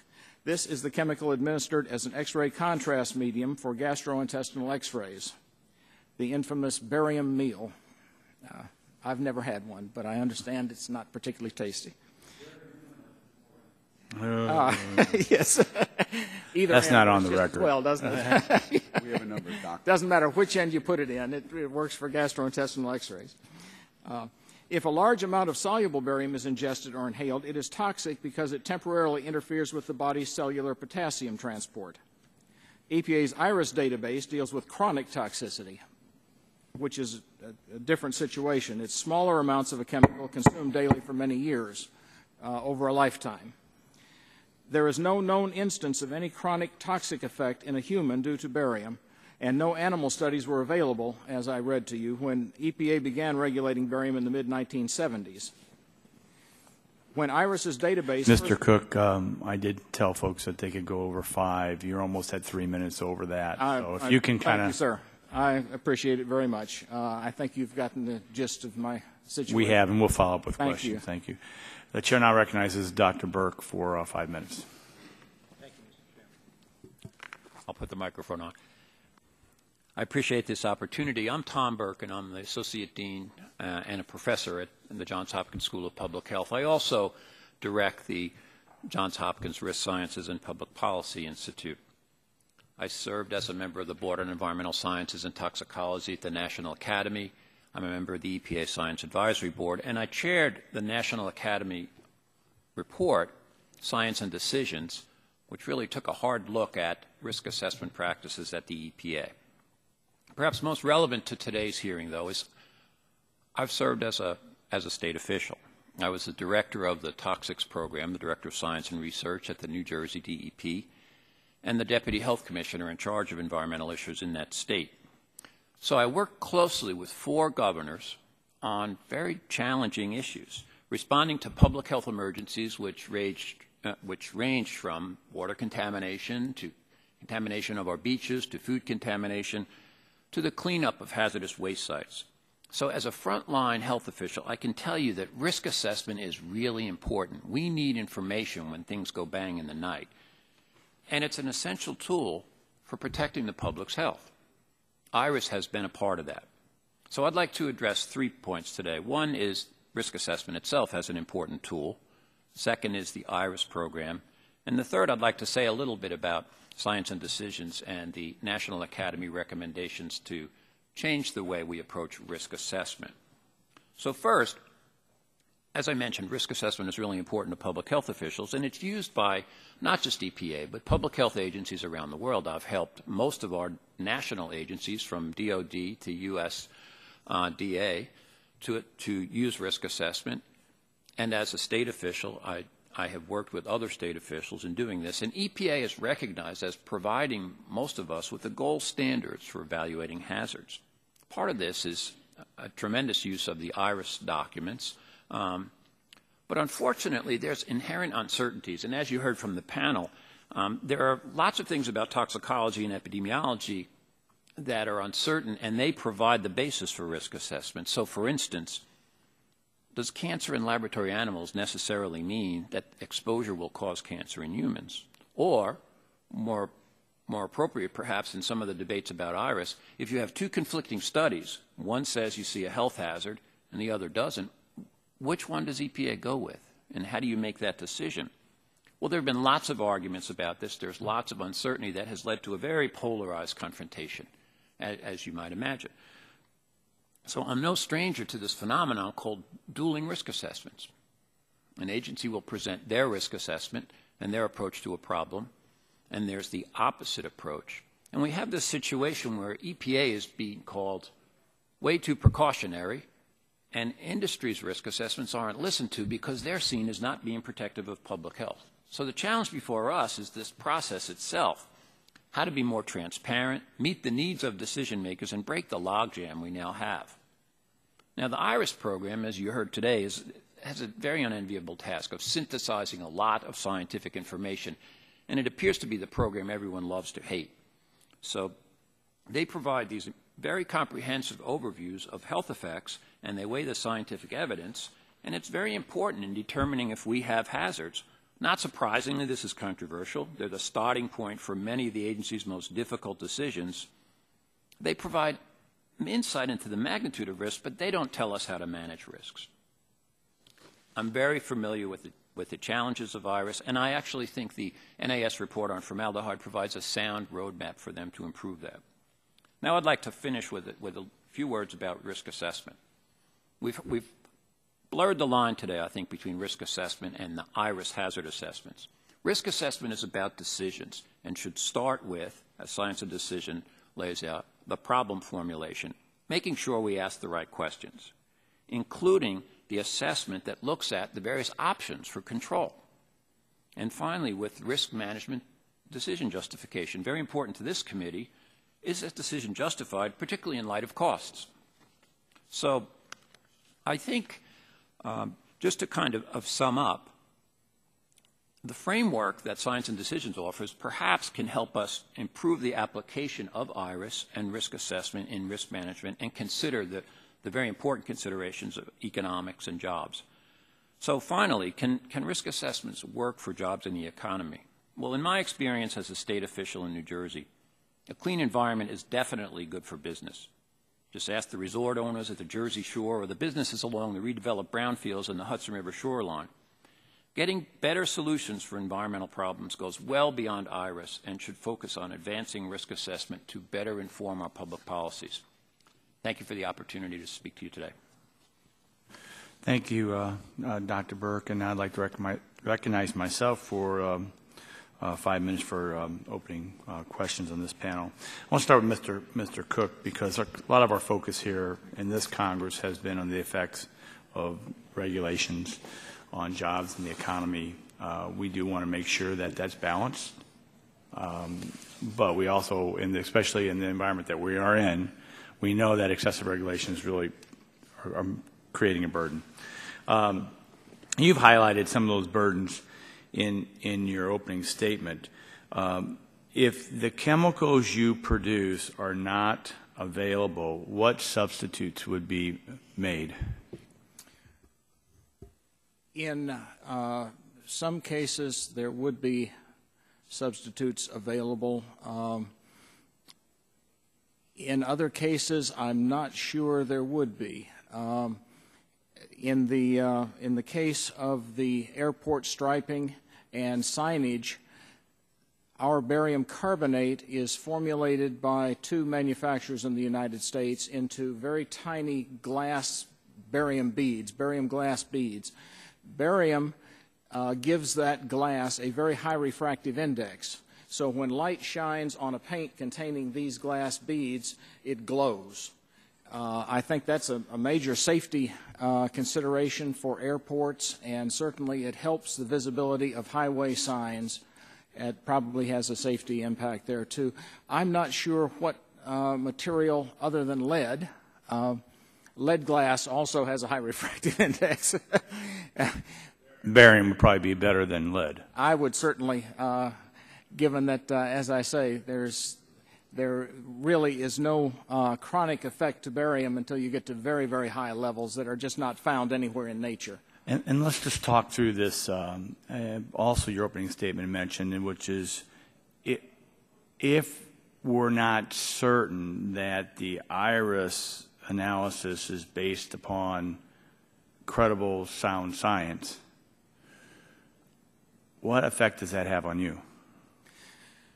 Well, for the past almost 29 years now, I have been trying to effect a change in the regulatory limit.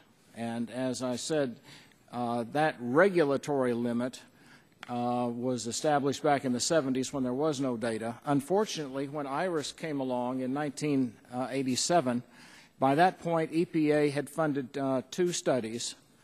One found a slight, but they claimed significant blood pressure increase at low levels of barium in drinking water. The other study in EPA's own health effects research lab, giving the rats 10 times as much barium for a longer period of time, found no blood pressure increase.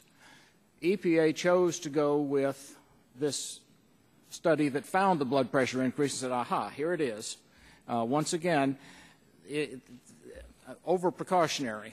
It was not a particularly good study. They recognized that, and yet they set their limits on that. And there is terminology, abundance of caution at the different levels as the regulation moves forward, and I think you're highlighting that. Yes. Let me, Dr. Honeycutt, in your written testimony, you're pretty blunt. You say because of the lack of scientific defensibility and the implications of EPA's new chemical assessments, we decided to develop our own chemical assessments. Can you describe the scientific defensibility that you refer to? Because I hear Mr. Cooks talk about barium, and I'm not sure anyone, in essence, disagrees with that analysis. But can you talk about what you're referring to here? Sure. There's no doubt that EPA comes up with safe levels. I mean, there is no doubt about that.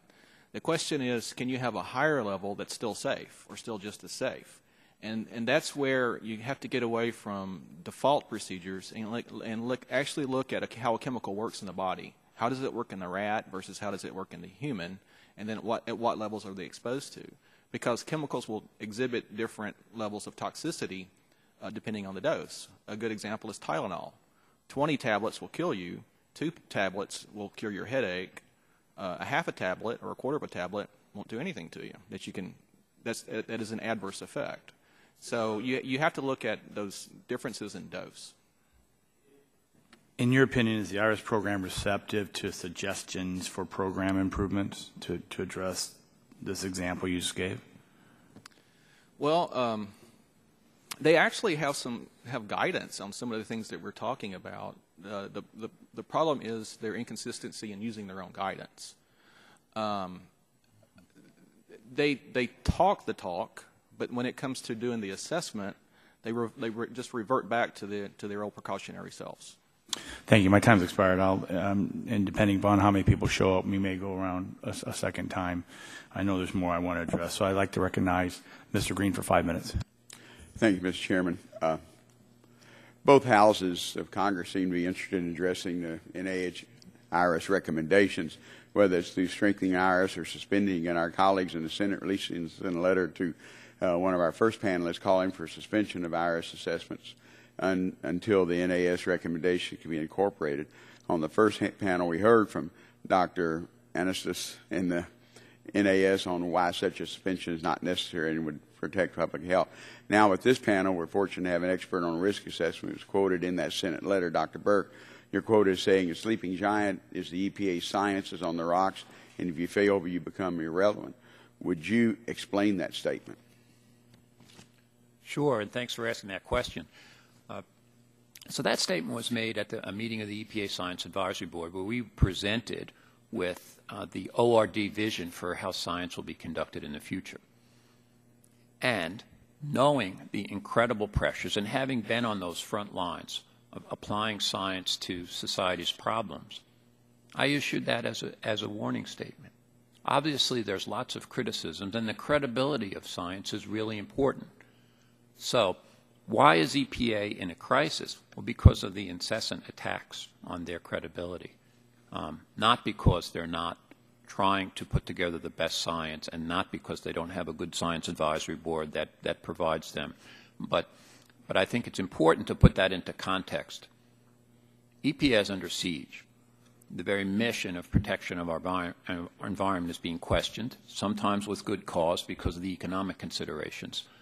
But I think there is a crisis. There's a crisis in credibility, and that roadmap of improving IRIS will be a very important step toward addressing that crisis. Okay. So, and you're familiar with the rider that I mentioned, and do you think that rider would strengthen the IRIS program? I think, unfortunately, I think it would be a disservice to public health agencies throughout the country and even perhaps the world, and it would bring things to a halt in a way that would not serve us well. Okay. It seems there's a difference of opinion among our panel members on IRIS assessments and what they should be.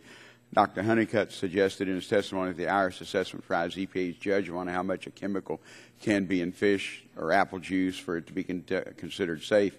But these evaluations require assessing that exposure, something IRIS does not do. Dr. Burke, can you clarify the distinction between assessing the hazard and assessing the risk? Yes. So understanding the hazard, it's like knowing, so this is anthrax over here, and this is bad stuff. It can cause a real problem. And it can cause problem at different levels. So it allows us to understand what the risks might be to people who are exposed.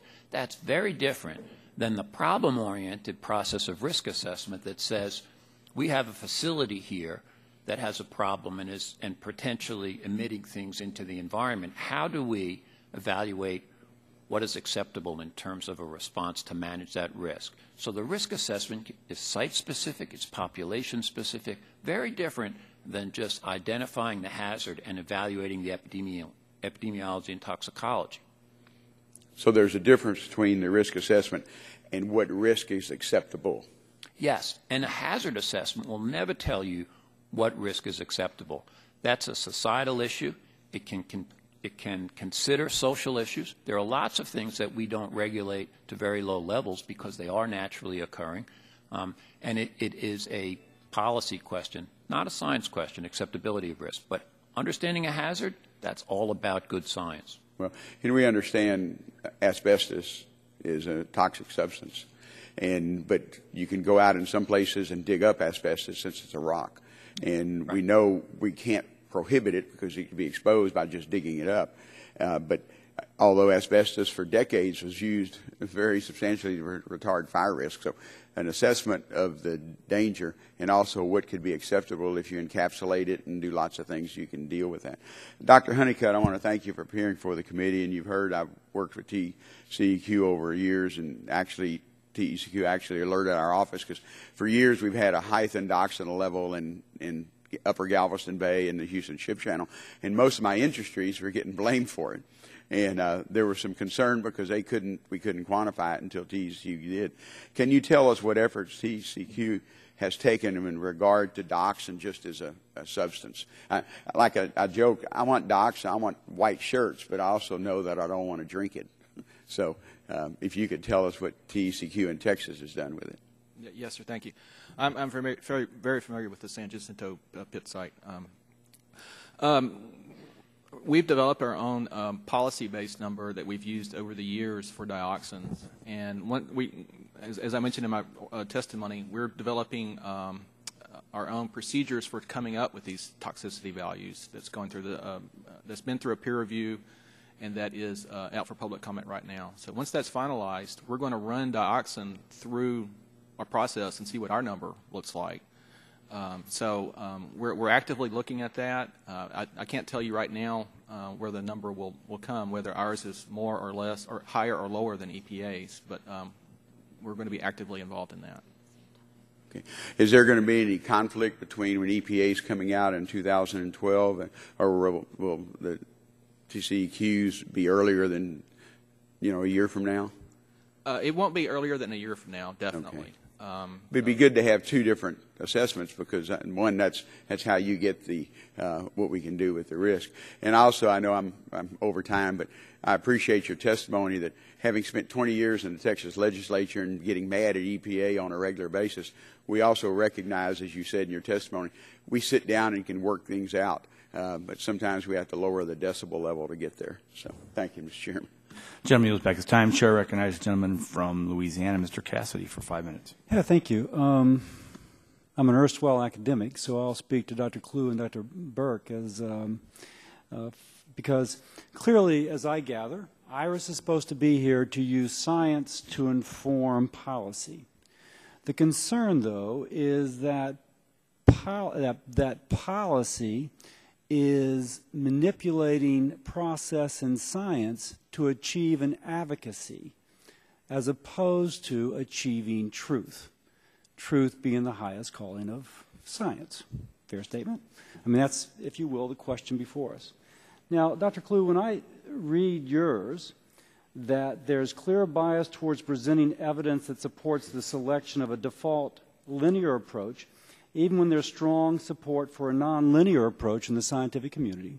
If I was co-writing a paper with a medical student and she brought something to me that had only one explanation, even though I knew that there was an alternative explanation which she does not address, I would give her a mulligan. I would say, you're a medical student, you need to learn to do better, bring it back, discussing the alternative explanation, and use this as a teaching moment. When EPA is using it to drive public policy, my blood pressure goes up. I must have just taken a boatload of barium. Because, why in the world are we making decisions that affect an incredible number of jobs on something which doesn't have a plausible alternative explanation? So you've made your point. Let me ask Dr. Burke whether or not you disagree with the point Dr. Clue made. But by the way, which is a similar point to what NAS made, that the neurobiologic effects of the formaldehyde could be attributed to other things which the 1,000-page document did not discuss. So, Dr. Burke? I don't think we fundamentally disagree that EPA should present as comprehensive a picture as possible with the alternatives. I think we probably disagree in the fundamental mission of EPA, and in my testimony. Can I stop you for a second? Yeah. Because actually I'm talking about not EPA, but IRIS. Okay. IRIS in a 1,000-page document, presumably presenting a comprehensive discussion, right, did not present a plausible alternative explanation that NAS came up with. Right. Now, this is not, industry. This is NAS. Right. And so if in a 1,000-page document IRIS did not discuss it, it has to beg the question, have they moved beyond advocating science for truth to selective presentation of science to pursue policy? Okay. Well, again, not being part of the IRIS program and not being part of that review, I know that the standard default that not just EPA but public health officials use, again, throughout the world, particularly for carcinogens, is the linear default, that we're not quite sure, because genetic damage can happen at very low levels, just how low that straight line might go. However, now that I have to say surprises me, because we know that a 20-pack year history of smoking is strongly related to a risk of cigarette smoking. Yes. Something less as a threshold effect. And indeed, Dr. Anastas spoke about how, I have it written down here someplace, and of course I've lost it, that they look for a dose-related effect. Yes. So that would be a nonlinear effect. I'm not sure why we're still mired in something conceived of 3 decades ago as defining how we should approach a problem in this year. Well, I think it's the strength of evidence. And when we're looking at hormonal effects, when we're looking at neurological effects on the unborn, the fundamental question is, a very important one, shouldn't we present the whole picture, what the alternatives might be? But that may not change the public health decision that where there is uncertainty, we have to make decisions. But my concern is apparently they are not presenting the whole picture, which in effect skews That's where I think we agree. Excuse the assumption. Dr. Clue, I'm going to let you I'm speaking for you. Could you speak for yourself? Yeah. Thank you, sir. I'm particularly troubled because I worked closely with William Farland when they were developing the cancer guidelines, trying to change from the old way of doing things with just a default. And the cancer guidelines was important because it was the first time that priority was given to a chemical-specific decision that did not rely on the default, and a justification was required that there was insufficient data to support using a default. But in recent years, there's been use of 1968 guidelines. It's a default. They don't demonstrate a balanced presentation of the different alternatives that are being discussed in the scientific community. They paint a picture of evidence supporting the default. That is either suggesting incompetence or it's suggesting the pursuit of a political agenda. Absolutely not incompetence. They're very competent people. I believe that they are public health professionals who are very concerned about public health and want to make sure they are conservative, and in trying to make sure that the protection is provided, they may not provide complete descriptions of alternative approaches that would generate a lower risk estimate. That is a patronizing approach to the use of truth in science. And I, as a person who's sitting on here trying to make an informed decision, am offended that they assume I don't have the intellectual firepower to figure it out. And that's a disservice to the American people. Actually, the Office of Waters has the same problem. They're pretty much hamstrung by the arsenic risk assessment and decisions they would like to make. Like saying you don't have to clean up the entire western country of arsenic in soil, and river water are difficult to make when there's only a linear risk estimate. I agree with Dr. Burke that there is indeed a threat to IRIS's reputation, and I think we're seeing it in terms of an uncovering of how they present facts. I yield back. Gentleman yields back his time for the sake of getting my colleagues angry at me, and I'd like to go to a second round. I think the panel is well informed. I think we're learning a lot. The risk will be more members may come back, which might hold you a little bit longer. But I'd like to go a second round if that's okay with our guest and my colleagues here. If no objection, then so we'll go to a second round, 5 minutes each. And I may not take my whole 5 minutes, but with that, I'll recognize myself. And this is just a great debate. My concern is overabundance of caution at IRIS and then overabundance of caution at EPA with the policymakers could create job loss, economic dislocation, and movement of production overseas. So we got to get the science right. And I don't question the public health officials' intent to protect human health. I do agree that this debate on dosage and what is really harmful is very, very important. So with that, Dr. Burke, I want to address this one question on the delay, because the question is, what would you deem more harmful to human health and the economy, a 1 or 2 year delay in an assessment that would ensure the scientific robustness of the result, or an assessment based on poor processes that is pushed through with questionable science? Well, I think we owe it to the American public. I think we owe it to the scientific community to use the data appropriately and to synthesize the scientific information to inform decisions. However, having been in emergency situations where the data wasn't perfect, for instance, the trailers in Louisiana where the data on formaldehyde were not perfect, I worked with the CDC to try and make sure we didn't have acute exposures. So sometimes in public health we have imperfect information. However, I agree with you, Mr. Chairman, that it would be better to do it right than to destroy the credibility of the process. And that's this whole debate from the Senate, from what we did on the rider, to say let the National Academy of Sciences report be followed before we continue to move forward, just so we get it right. But I understand the great thing about a lot of things we do in this committee and on our health subcommittee is that people in this arena are public servants, want to do things right. But again, we wanted to raise that issue. To Dr. Honeycutt, I raised this in maybe my opening statement or the first round. We've talked about it before.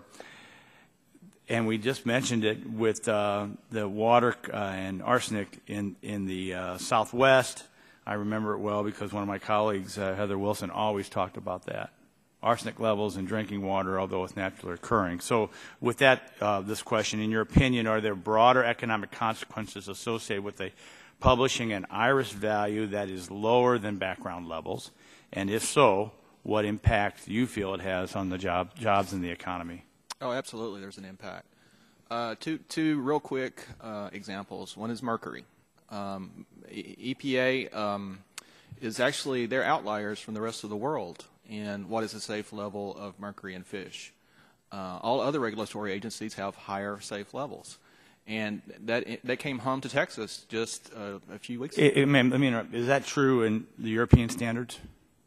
Yes, the World Health Organization has a higher level, safe level for mercury in fish than EPA. It's funny, I never hear my colleagues mention that when we debate that issue. So, but Lumina Energy laid off 500 people just a couple of weeks ago.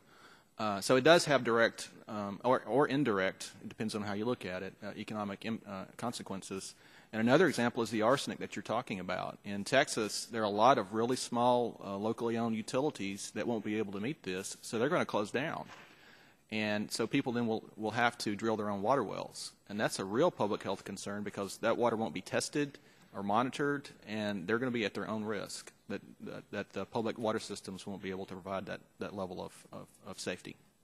And let me just finish by this. Mr. Cook talked about barium quite a bit, his analysis and his response. His statements on barium and the health risk, and I kind of assumed everyone sort of agreed with that analysis. Is that, I mean, can you go on record saying you agree with Mr. Cook on his analysis on barium? Yes, sir. Barium, in the grand scheme of things, is not a very toxic chemical at all. Dr. Clowell? Yes, I agree. Dr. Burke?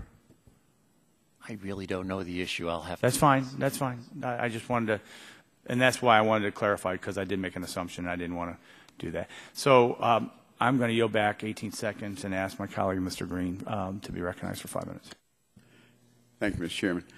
Dr. Burke, and listening to my colleague from Louisiana, Dr. Cassidy, and I think your comments sounds like it blurs the line between the mission of IRIS, which is to assess the risk, and not the issue of regulations, which is the management of that risk, which is EPA's job.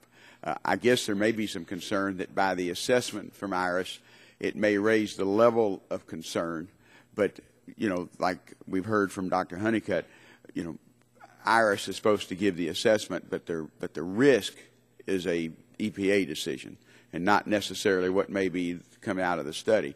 For example, the water, you know, obviously water we need for our livelihood, but if you take it from a water hose or a fire hose, you're going to drown.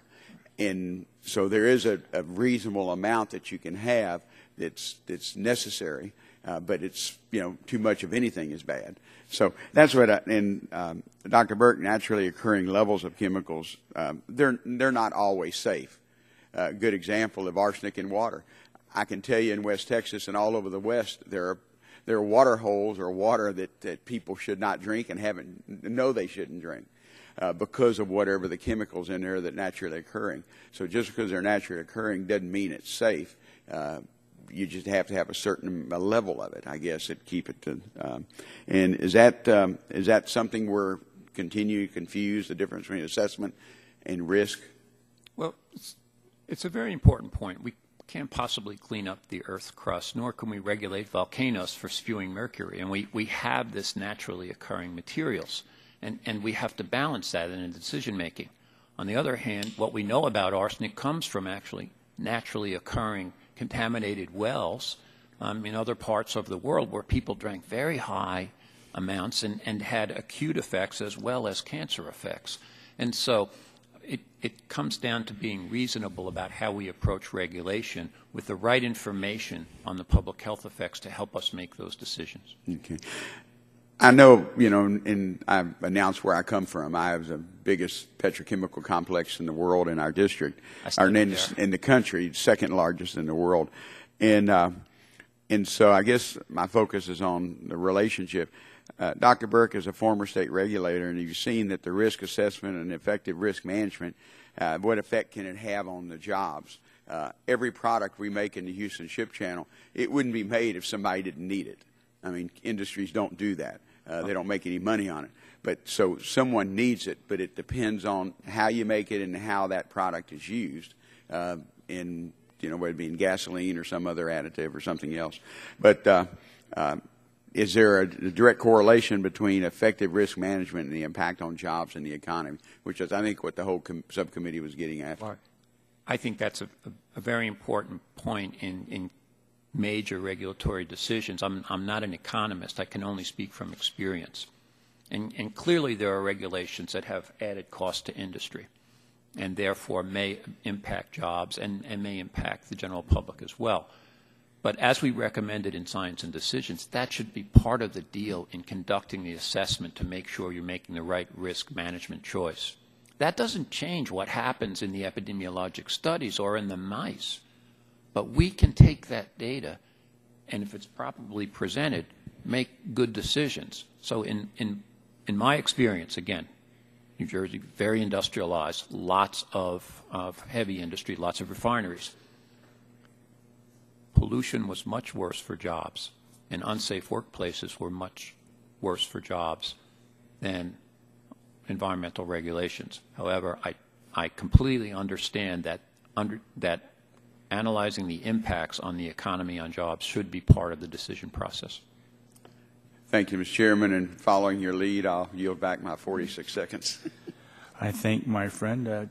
Chair now recognizes the gentleman from Louisiana, Mr. Cassidy, for 5 minutes. I'm struck, again, I'm learning a heck of a lot in this meeting, so thank you all for all being here.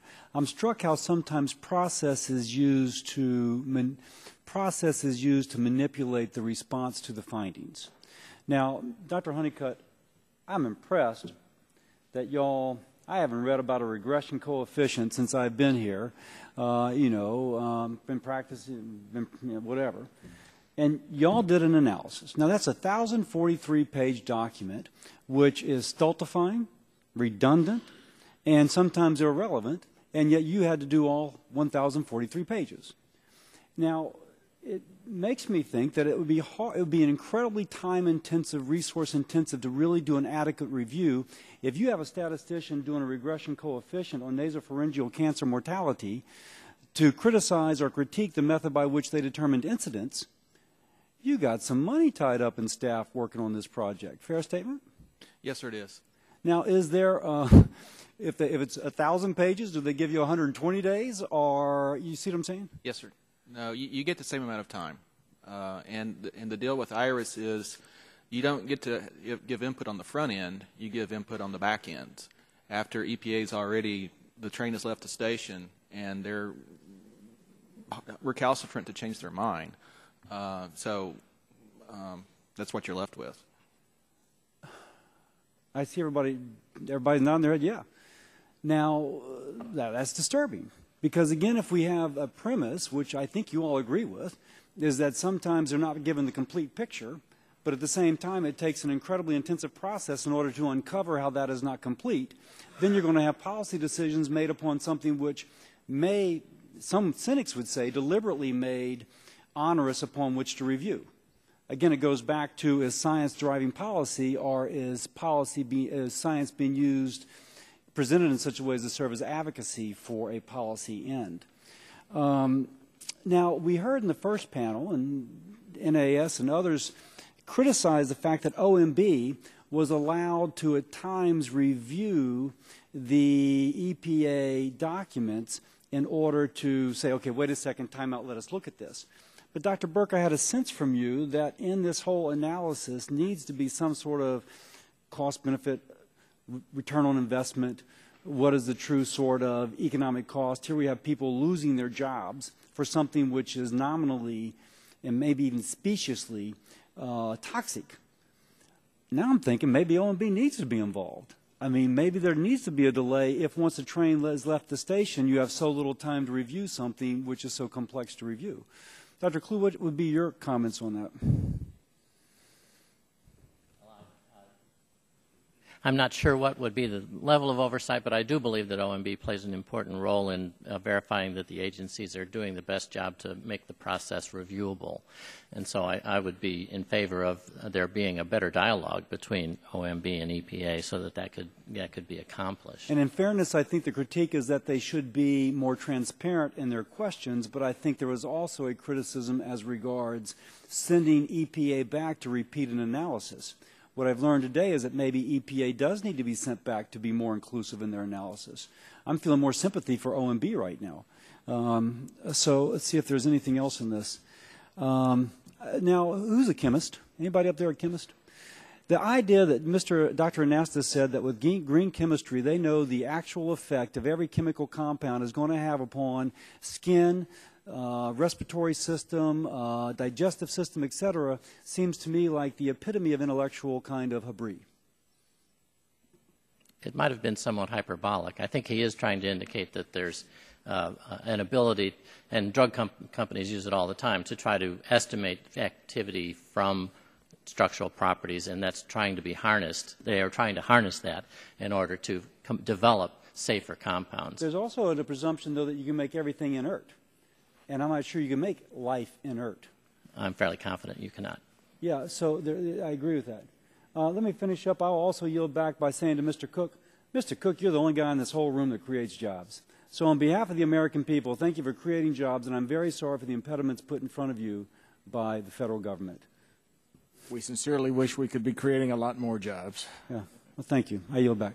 Gentleman yields back his time. The chair now recognizes Mr. Harper from Mississippi for 5 minutes. Thank you, Mr. Chairman, and thank you, witnesses, for being here today and give your insight into what is continuing to be a very important issue for us.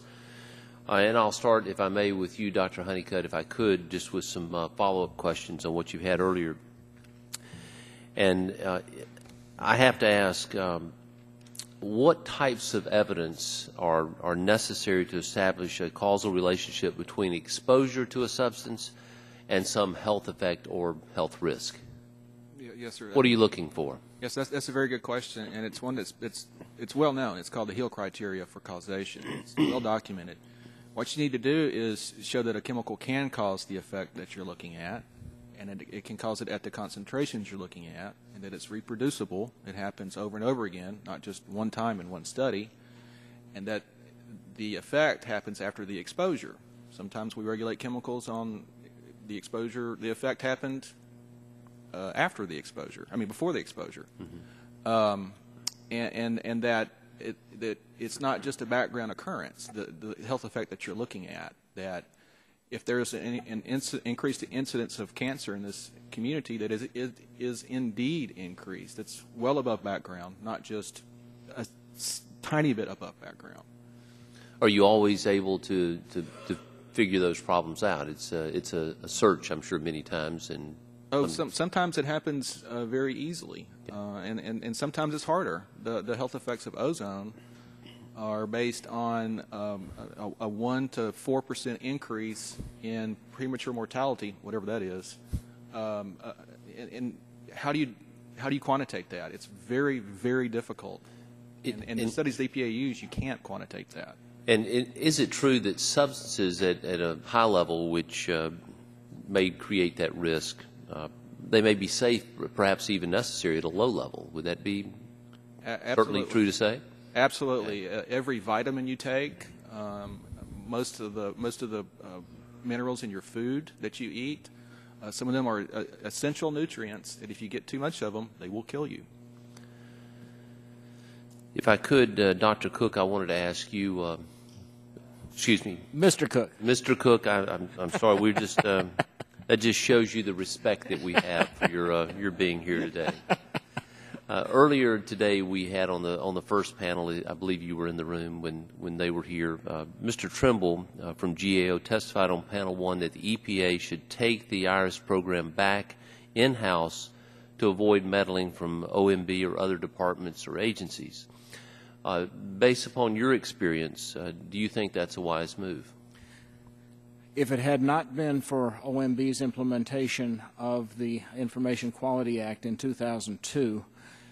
I do not believe we ever would have seen IRIS recognize the true chronic effect from barium. 4 years after the 1994 NTP study, the definitive study, was published on barium chronic toxicity, the revised IRIS assessment in 1998 still argued and ignored the sound scientific evidence that there was no blood pressure effect from small, low levels of barium. If it had not been for OMB's intervention, I don't think we ever would have gotten any response from EPA to make the change that was finally put into effect in IRIS in 2005. Thank you. Also, Mr. Cook, another question I have is there, some concerns about IRIS relate to cleanup levels that must be attained under our federal environmental laws. Do you have any experience where IRIS uncertainty or inappropriate values caused a hazardous waste cleanup to either stall or be delayed, or the costs rise substantially?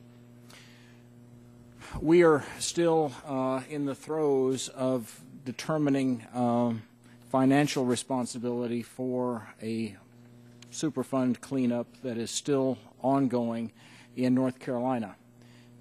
Ward Transformer Company operated just near the Raleigh, North Carolina airport, rebuilding transformers from 1963 until they finally went out of business, I think, in 2004. They were designated as a Superfund site, the plant site there, I think, in about 1979. Some of the potentially responsible parties negotiated a settlement with EPA to clean up the actual plant site. The contamination is all PCBs from transformer oil. And they were given a choice at the time that they came to a settlement with EPA of either cleaning up to a 25 part per million standard or a 1 part per million standard. The consultant that was working with them reported in the document that I obtained from Region 4 EPA that the choice to clean up to a very stringent 1 ppm standard was made primarily because of a fear that EPA would come back later and require a further cleanup, because the safe level had not been clearly defined in IRIS, and they weren't sure what might come down the pike. So an abundance of caution made them do that at a much greater cost than probably what was necessary. Yes, much. I think, well, they even ended up spending about 2.5 times what they thought they were going to spend to clean up to a 1 ppm standard. I thank each of you, and I yield back. I thank my colleague for joining it, and for you, thank you for putting up with 2 rounds of questionings from us. We really appreciate it, and you can tell from the questions by my colleagues that they were sincere in trying to work through this process. I want to put on the record that the record will be open for 10 days. You all may see some additional written questions, as the first panel might from us. If you could answer those questions in writing and send them back within that period of time or as soon as possible, we would greatly appreciate that. We do appreciate your time, and I adjourn the hearing.